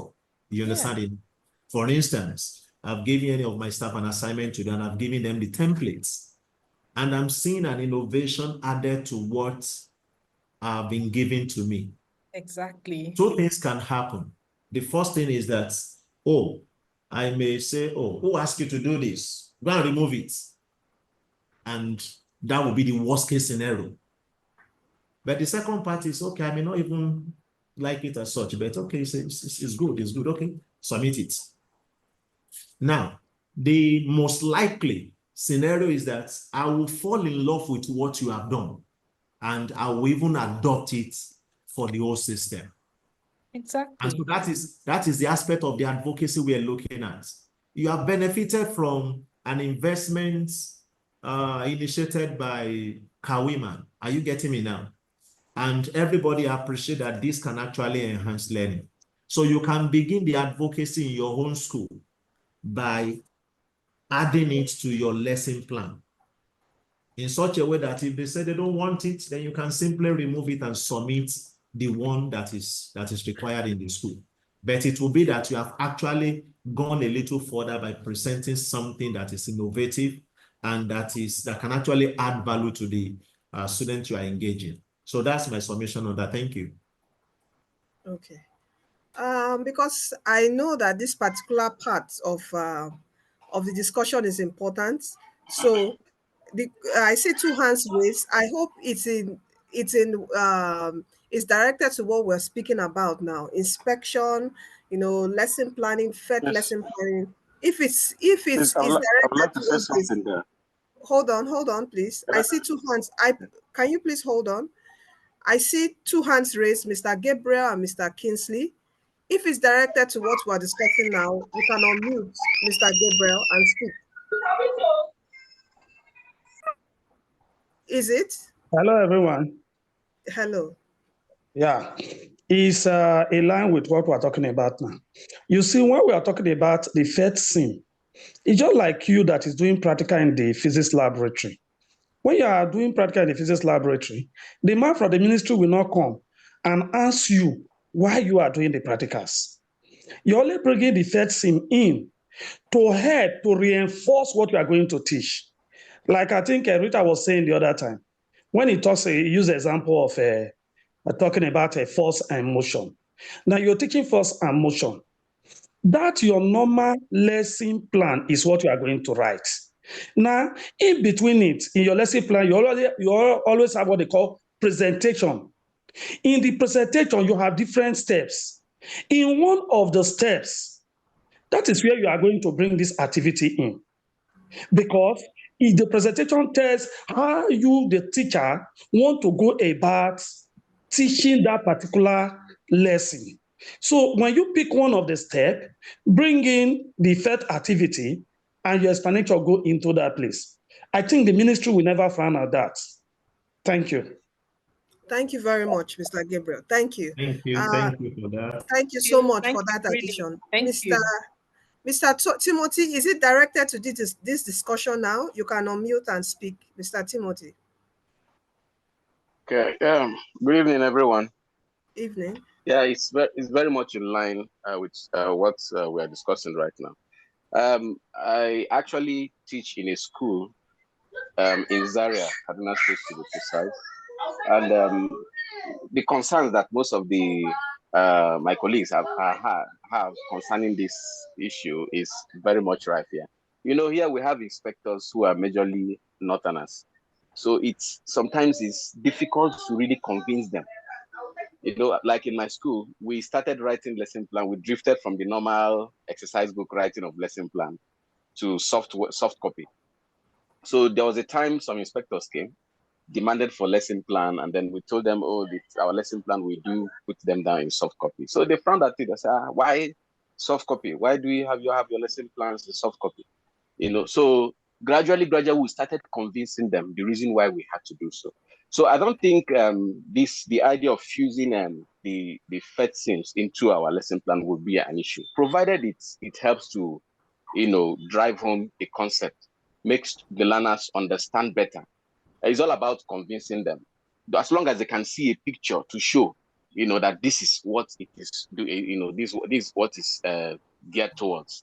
I don't think they will kick against it. So it's a welcome idea as far as I'm concerned. It's really going to go a long way in aiding learning. Thank you. Okay, thank you so much. This is what we can take for now. Blessing, please hold on, okay? That's Blessing Hassan, David, please hold on. So just to quickly wrap up this session, so what I would urge us to do as educators is let us infuse more of PhET into our lesson plan that the inspectors come to see. Right now in Kenya, they are standardizing PhET into their curriculum, into the science curriculum. In Kenya, all the schools in Kenya right now, there's a like nationwide training. In fact, as a teacher in Kenya, you must have PhET certificates.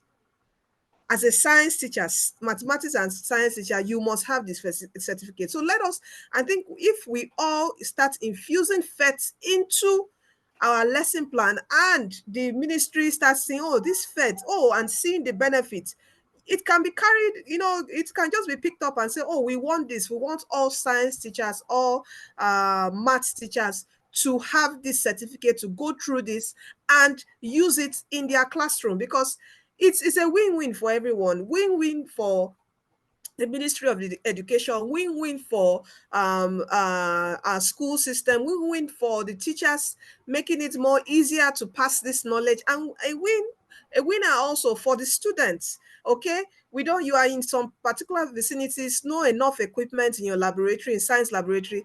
PhET is there to help out, at least for them to visualize what is happening. All right, and you know, PhET being there, and you know, you can add other multimedia like, oh, let them watching a video and all that. So please let us infuse PhET into our lesson plan. All right, I know, yes, you say it's a lot. Okay, so what I'm going to try to do as as a foundation by God's grace is maybe create like a database, because a lot of teachers have been going through this training, and a lot of teachers have been having lesson plans on several different subjects.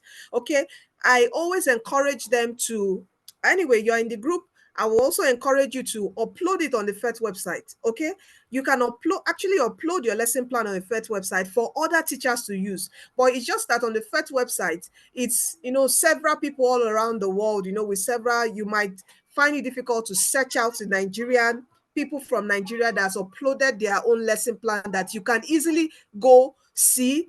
You get my point. It's aligned to, it's definitely the NERDC curriculum if it's any teacher in Nigeria. So what I'm going to try to do, which I just see now that it's a problem, is a problem to solve, is get all teachers to submit their standardized lesson plans for the topics that they've done, they've implemented on a particular database, and we as science teachers, we can always go there.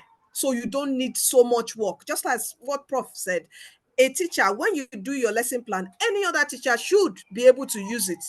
Okay, so all you need to do is, go to that database, search for that particular topic, to revise it to your own taste and whatever your own objectives, and use them. Okay, so thank you so much. I think Thank this you. is Thank what you, I would. Blessing.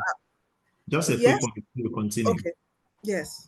I would like to also say this. I know we have a number of teachers here on the various platforms. In the aspect of advocacy for policy change, if there is any of us who can link us up with necessary stakeholders, we are also available to engage them, to convince them that PhET is actually the way to go to engage 21st century students. So maybe you can give us the contact of a Commission of Education in your state, or you can give us the LI, I don't know, whoever. Those people can actually influence the policy changes so that people will see the benefit of this. Those people who are in position of authority can actually see the benefit of SIM, and then they can actually adopt it globally. So you might also reach out to us for us to do that engagement. Thank you. Thank you so much, Prof. Thank you for bringing that to my notice. So as you've heard, if you're a stakeholder, you have connection to a stakeholder, please connect us, and we can connect with them and propose this for us as a country. You can see Kenya is and I'm sure when Ghana picks it up, Ghana will just go. But I know that by God's grace, Nigeria, we shall do it. We shall do it, and we shall get there. Okay, so please do contact us. All right, details are on the group. You can always chat with Prof. You can chat with me. You can chat with Mrs. Rita Oladiron, and we'll take it up from there with you. All right, thank you so much. So quickly, because of time, I want to Mrs. Joy, are you here? Yes, I am. Yes, I Okay, am. so yes, okay, so in 10 minutes, please, because of time, I'm sorry, Joy, in 10 minutes, just take us through. So she has gone through this course. Mrs. Joy is a chemistry educator, seasoned chemistry educator for over 9 years, and she has gone through this course in our previous workshops, and she has implemented her own lesson plan. So she's going to share with us how she planned for it, her challenges, how she was able to resolve, because I see a question. Someone asked that, what if in my school I don't have a projector? What should I do? Okay, so I think some of these things she would, speak about. All right, Joy, over to you. All right. Good evening, all. Thank you, Mrs. Blessing, for this opportunity. And thank you, Prof. and Dr. Rita, for this opportunity to do this with you. As Mrs. Blessing said, I'm just going to share my experience. Okay, so please see this as my experience. It's not exactly what many other teachers or some other teachers encounter. It may not be, okay? But this is what my experience since I've started using PhET, okay? First of all, I did my training last year, and before I could finish the training, I have already started using PhET in my class. Seriously. And one thing I discovered that is that the first time you used PhET in your class, you may not really get exactly what you want. Are you getting me? But there is a first time for everything. Okay, the first time I used PhET, after drafting my worksheet, because I couldn't get exactly the worksheet that fits exactly my lesson objective. So I had to use their guide and draft my own worksheet. And the first time I did it, to some extent, I achieved my objective, but I discovered I did one thing that was not really advisable. My worksheet was wordy. You know, when you are drafting your activity sheet, you should put less word, put more diagram, okay? But subsequently, I became better in doing this and in incorporating other people's worksheets in my lesson plan. And this wouldn't have happened if I did not do that first time, if I did not start implementing PhET in my class. And these are the benefits I have gained in the course of implementing PhET in my class. The first thing I discovered is, hello, can you see my screen? Yes, we can. Yes, we Okay. can. Okay. The first time I used SIM in my class, my year 12 class, I used it to introduce radioactivity. And yes, I have chemistry we can hear you clearly. Okay. We understand what I'm saying. I used it to introduce radioactivity. And the objective is first for them to know why some isotopes are unstable. And they should also discover in that lesson that unstable isotopes can decompose, can decay, okay, and undergo radioactivity. But when I exposed my students, this wasn't the lesson anyway, because I also had challenges in implementing the first thing. I did that in my class with a projector. It was a whole class context. It was in a whole class setting actually. So I discovered one thing. When I exposed the students to the scene, they discovered what I did not see while preparing the lesson. So, and, hello? We can hear you, Joy. Go on, go on. Okay. They discovered what I could not even see when I was preparing for the lesson. I've gone through the scene, but they made one important discovery. And that helped me too, because I discovered that I became more knowledgeable in this concept.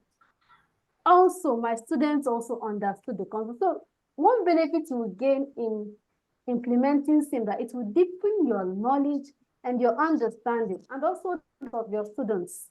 Are you getting me? And it will make you a master of your own craft. Okay?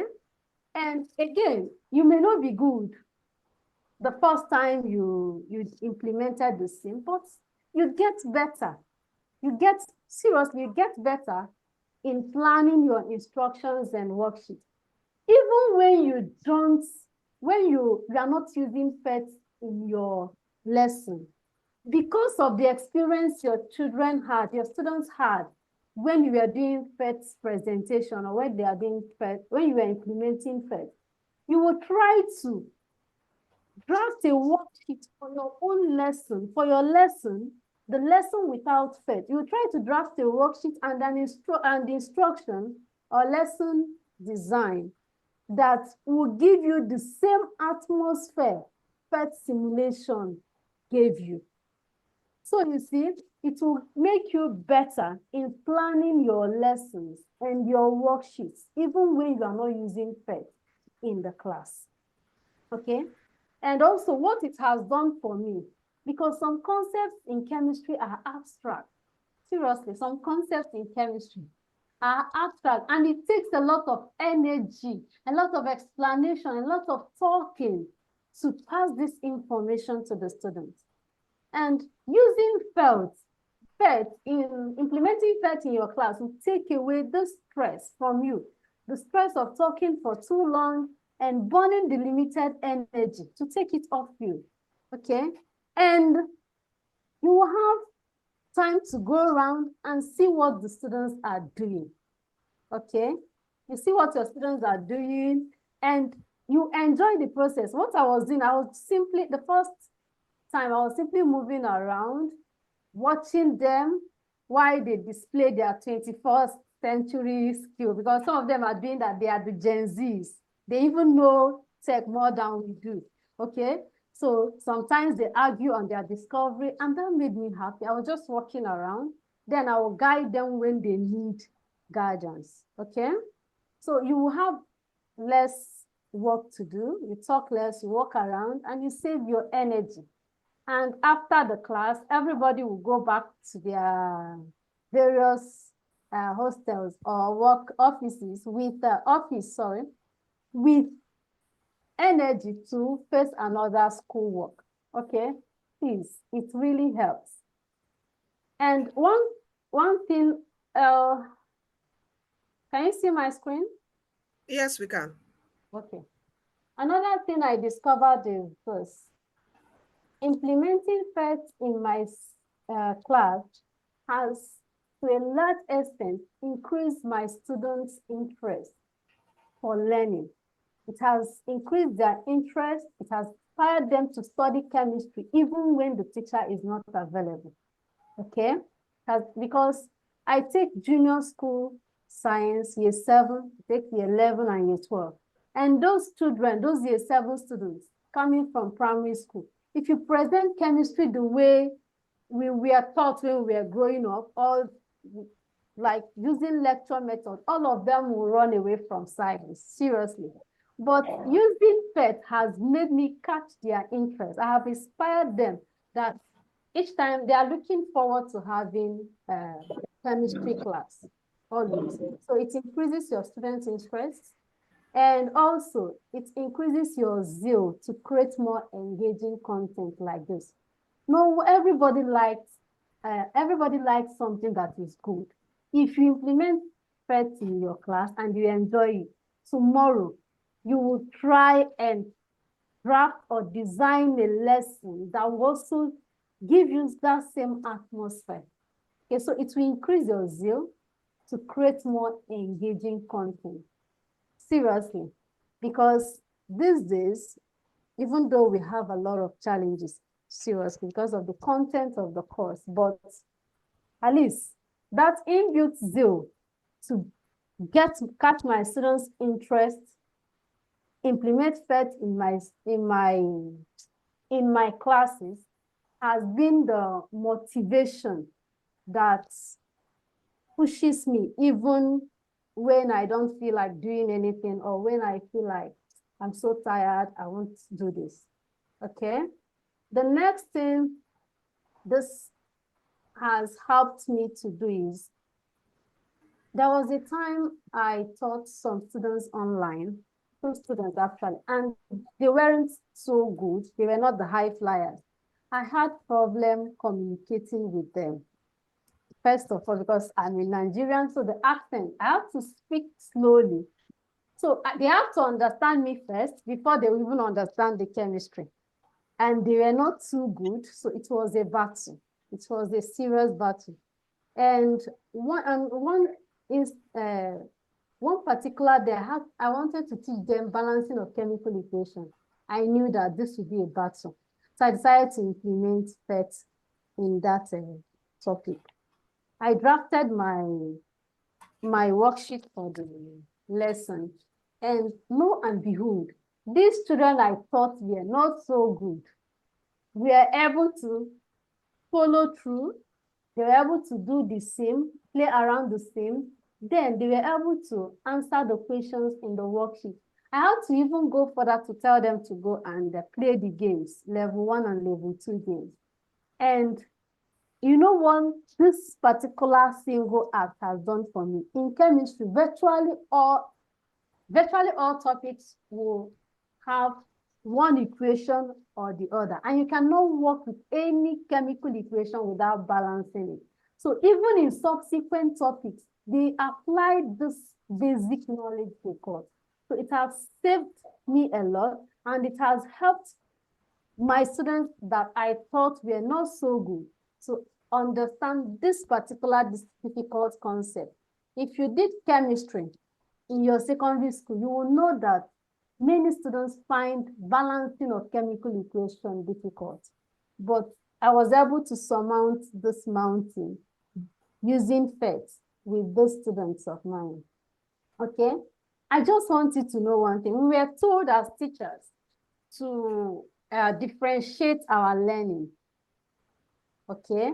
Consider your students' learning styles before when designing your lesson. But one thing I've come to find out that all students, regardless of their learning style, all students love PhET simulation. All students love PhET simulations. All students learn using PhET simulations. All you need to do is design the worksheet, design the appropriate worksheet to achieve your lesson objective. Every student loves simulation. So if every student can learn using simulation, then why not implement it? Use it in some of your classes, okay? Use it in some of your classes so that you can carry everybody along at the same time, okay? I've also encountered many challenges implementing SIM. As I said earlier, it's not all my lessons that I implement SIM. I just some, actually few, because of the challenges. The first challenge I encountered was we had limited number of computers in our school.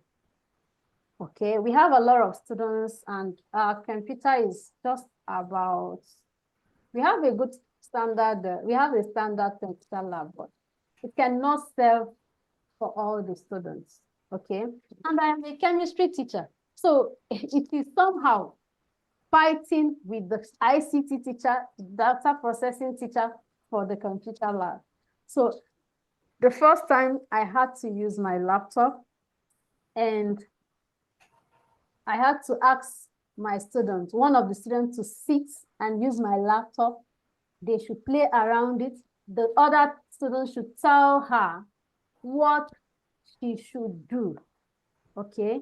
And they should note their observation, after which they now use the worksheet I designed to answer the questions, and it will guide them further in the actions they should take while using the SIM.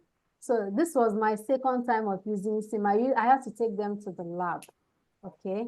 And we did it like this the second time.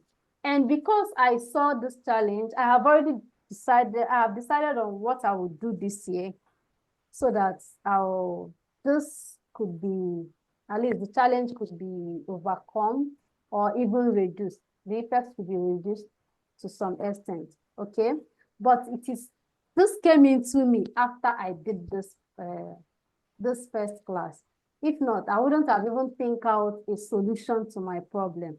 So we have limited number of computers. That was the first thing I encountered, first challenge I encountered.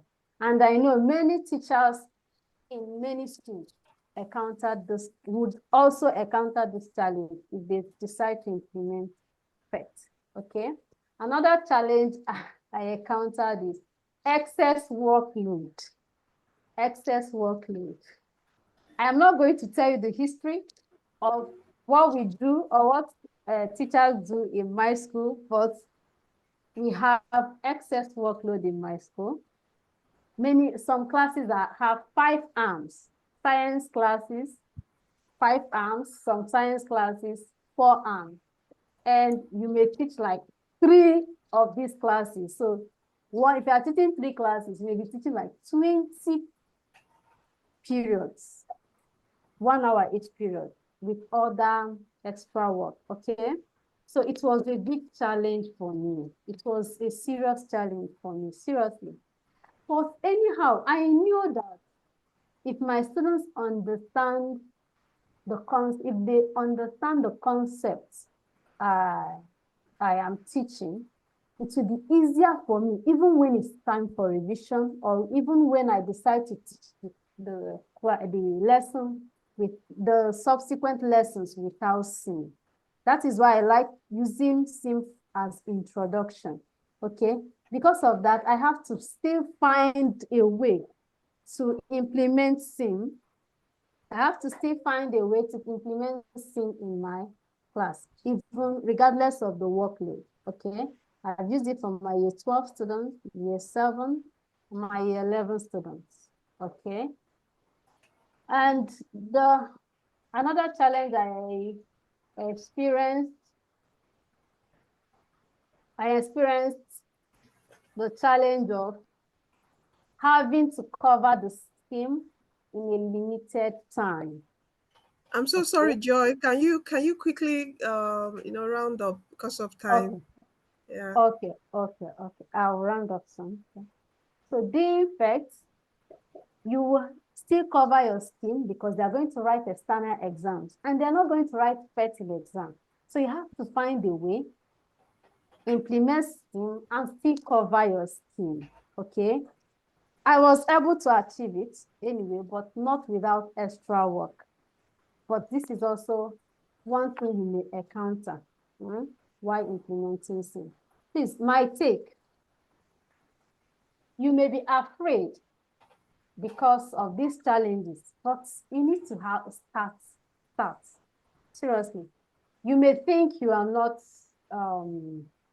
you may be afraid that using PhET may expose your ignorance, or maybe it will expose you. Maybe I told you that my student discovered something I did not see while planning for the lesson. But you got to start even when you are not too perfect with the SIM, because that is how you learn and grow.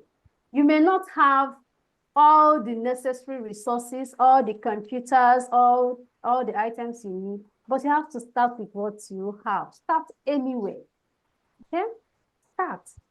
Do not carry out PhET without an activity sheet. Very important. If not, you will lose the purpose of the lesson. Seriously, you will not achieve your objective, because PhET can make the student go further away from your objective. So use activity sheet. In all, PhET will make you a better teacher. Thank you so much. Seriously. And I think that is all I have to say this evening. Thank you so much. Thank you. Thank you so much, Joy. Thank you so much, Joy. You know, Joy has covered every teacher's pain point. I think Joy has really done it. So let me see a round of applause for her, please. I know my Muslim brothers have left. I'm so sorry. I think maybe in later workshop I'm going to change the time, so 4 to 6. I'm going to do that. I've seen, this now has made me take note of Muslims prayer time. So I'm going to the next workshop will be from 4 to 6. Okay, but thank you so much, Joy. Thank you so much. Please, a round of applause for her. I want more round of applause for her. She has really, all I take. Just start now. Start anyhow. I've gone to a school, no projector, no computer. What did I do? There are phones there now. Teachers have phones. I went and met them. I said, please, can you give us a phone? Let us, just spoke to some teachers. You can use your phones with PhET. You can use your phone. Just like the way we do it in our work sessions. You open the simulation. So I just begged some of the teachers there, can we use your phone so the students can use? So don't let any barrier stop you. Are you with me? Okay, you move. Start anyhow. Start with what you have. When they see that this is good, other teachers will want to also, okay, this is good. Do you guys have something like this? They will be asked, everybody will be, almost every English person is always asking me, is there any simulation for English person? I say, hey, this is not for English or literature. I'm always dodging the question. I said, there's nothing like that for now. It's just for science and maths people, please. So please, there is no electricity. You charge your phones. How do you charge the phones? Use the phone. Don't let any barrier stop you. You can talk to your other teachers. If you have like 3 phones with you, you can start. You can teach them with it. You can do a PhET implement it with a PhET blessing plan with it. So thank you so much, Joy. Okay, because of time, please, can you stop sharing, Joy, your screen? Oh, I thought I have. Okay. I think I've stopped sharing. Oh, you have? Okay.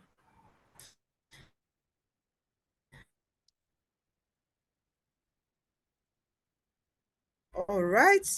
So pay attention. I know most of us are exhausted, but we're looking at post-implementation reflection after you have implemented. As Joy said, that it is only when you do that you discover your challenges. Are you with me? That's when you discover your challenges. So you have to do it to know how to get better the next time. That's where the post-implementation reflection comes in. So you always have to evaluate. As she said, her first lesson activity sheet was too wordy.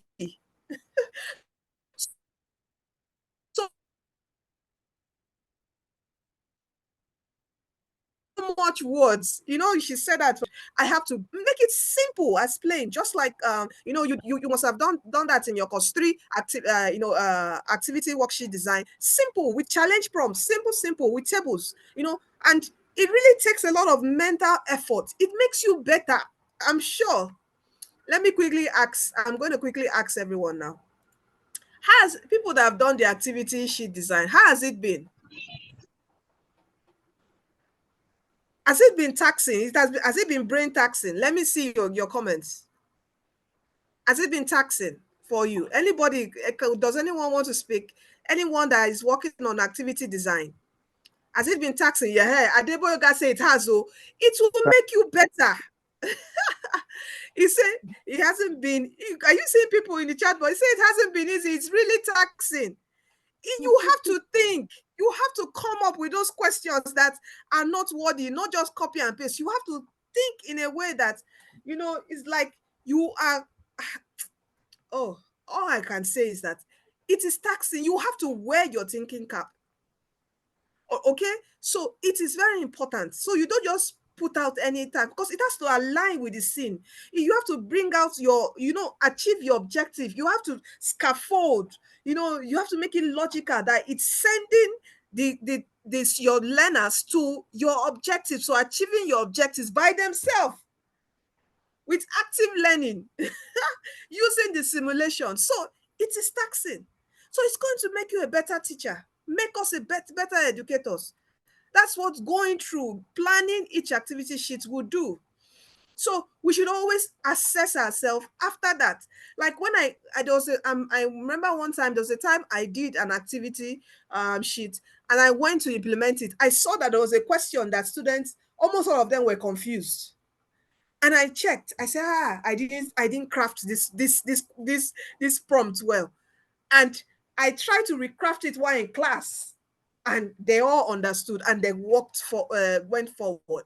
Okay, so some things you look at when implementing: did it make the learning goals explicit? Did it ensure students understood and value your learning goal? Did it provide students with clear expectation about the flow of the lesson? There should be a flow of your lesson, not from one A to Z, then you bring them to B. No, there should be a logical sequential fold and scaffold that they can take. You say, did the lesson evolve through logical and attainable sequence of conceptual development? These are the things that you have to ask after you finish, because you must have seen the errors when you implemented it. Did the room setup support student collaboration and teacher facilitation? You must group them at least maximum in pairs of 5. Okay, was technology ready to use? It's always advisable, even if you're using your phone, using the laptop, or you are doing a whole class inquiry with a projector, it's always good you download whichever sim that you have. I've had a problem, a challenge with this. So anytime I go for a training, I always, a day before, a few days, I always tell them, please download these sims on your laptop, because there was a day I went for a training far in Lekki, a school in Lekki, and you know, some places like that have network problems. So I didn't tell them to download the simulation before I came to the school. And when I got there, internet, oh, no internet. We were there like this, struggling to download, to go through, to even just browse. In fact, I was so frustrated, and I made sure before I go, my technology should be ready. They should have downloaded it, okay, on their systems, all right, a day before the class, the implementation time schedule. So did it promote for active learning? Did it foster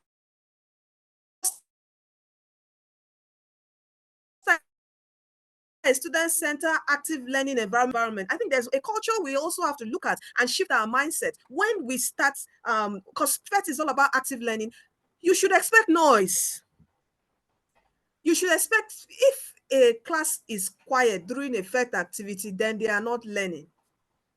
You should expect interaction, engagement. It's active learning, so noise should be there.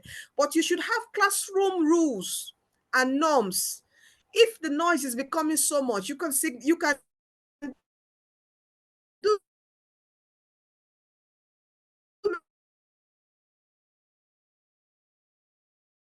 maybe a 2-clap. You can announce, or 3 times, everyone quiet, to control the class. Okay, but because for active learning, there will be some particular noise. It can't be quiet. So we should expect that culture shift. Okay, so did it promote equitable learning in students, student engagement, the girls, the boys, your students that are far under, in their grades or far up, did you mix them up? You should also check that. All right, some other things also you should also look at when it involves now the sim itself.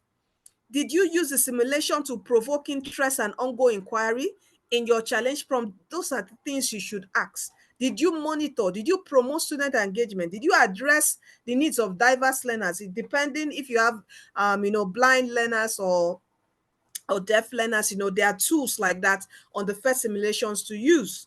Okay, that's on the teacher part. For the student part, did they fully explore the relevant features of the simulation through open play? The open play time, that 5 minutes, is for them to explore relevant features that you want them to work on.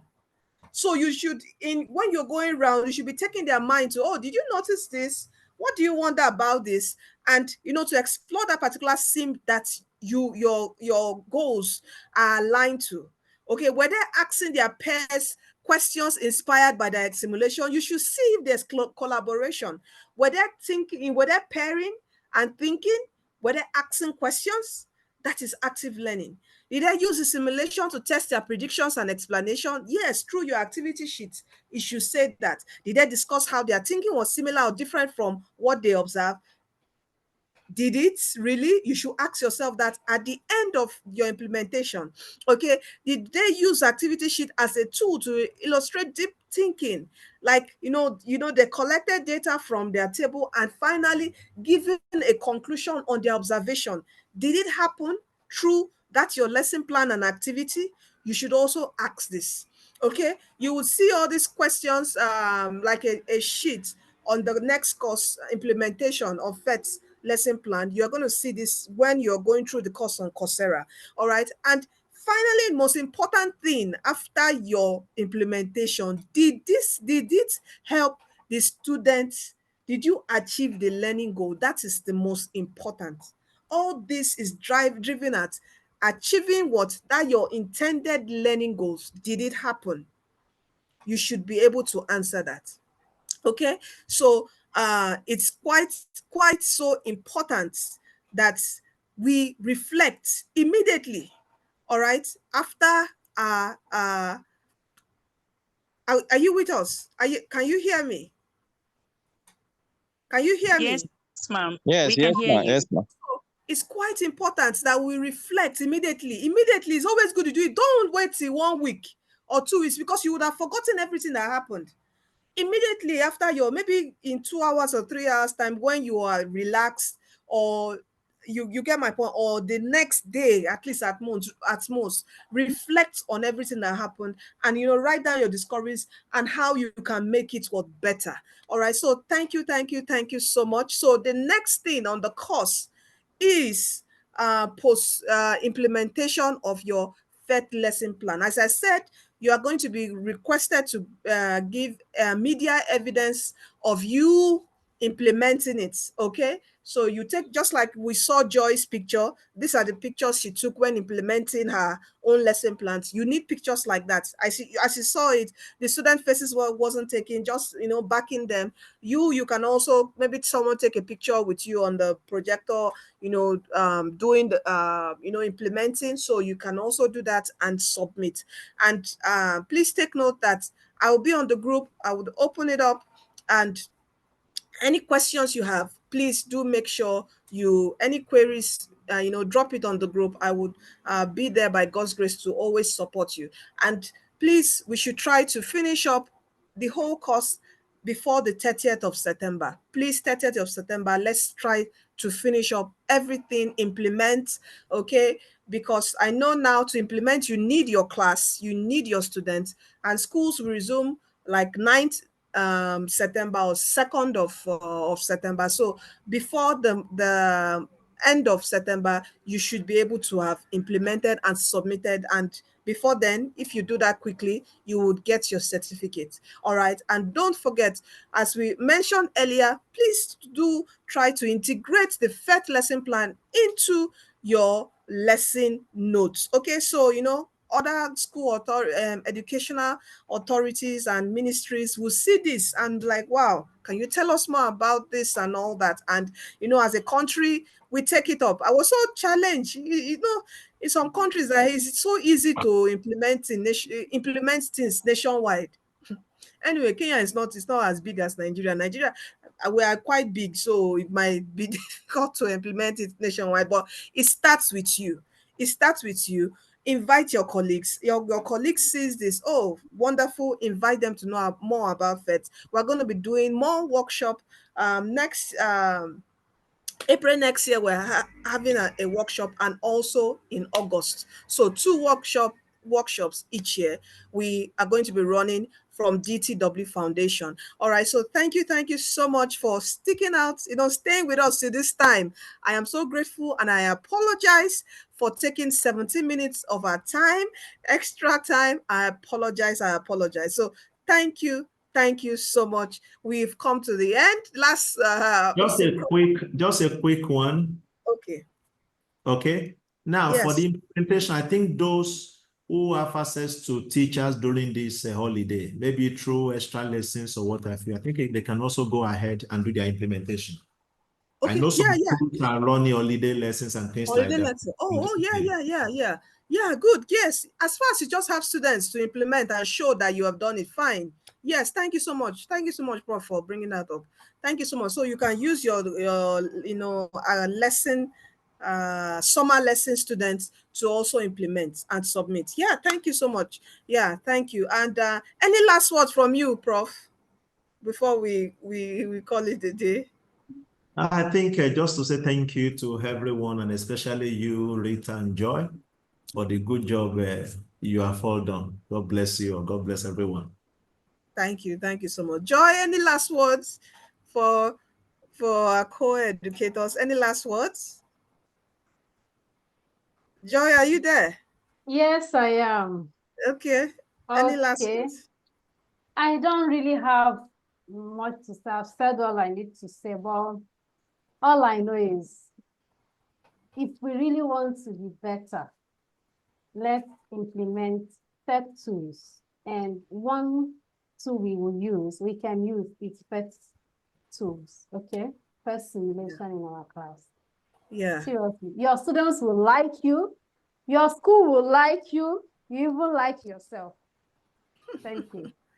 Thank you so much. Thank you so much. I think at this last end, I just want to give God all the glory, and I thank God and I thank Jesus for this particular. This is the workshop 5, and I know that by God's grace, we're still going to push further to help our our educational system in Nigeria, making us a better country, making us. I think for me, the goal is making us a manufacturing hub, not just consuming, creating things, helping our learners, inspiring our learners, because it all starts from there. That's what we teachers do. Okay, to be a teacher is passion. It's not really, it's passion first. So that's what we do. So God is going to really, really help us as a nation to get better. And it's going to do it through the works of our hands, as we disseminate knowledge to our learners. We can never know who next will inspire. The next Elon Musk can be a Nigerian. Yes, it can be a Nigerian in Nigeria, doing things here in Nigeria. We can inspire that child. It comes from us. So as that quotation as Prof said, we need to inspire, and learning all this, coming into contact with all this learning, it shows that we, apart from the certificates and all that, it shows that we are passionate, because to go through this course is a lot of work. It's taxing. Okay, so I appreciate every one of us educators out there in Nigeria, passing down knowledge to our learners in Nigeria. So thank you so much, and God bless you. God reward you, increase you on our side financially, spiritually, every side, materially, physically. The Lord will reward you in Jesus' name. You will never beg. You will never beg. Like none of us will ever beg. Even in old age, the Lord will establish all our efforts in Jesus' name. Amen. Okay, so thank you so much, everyone. And at this junction, I will say bye. Bye, everyone. Thank you so much, ma'am. Thank you, so all the much. facilitators. Bye. That Bye, was everyone. mind-blowing. God bless Thank you you so much. all. God bless you Thank all. you. Thank you. Thank you. Bye. God bless you Bye. all. Thank you. Blessing. Bye. God bless Bye. you. Bye-bye. Really Thank you appreciate so Bye. much. you. Bye. Yes. Bye.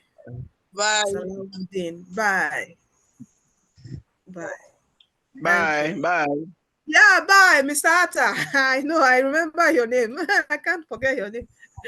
Bye. My prof, thank you so much, my prof. Oh, thank you. Thank you. Mrs. Rita Oladiron, thank you. Joy, thank you so much for being on this journey with us. Thank you.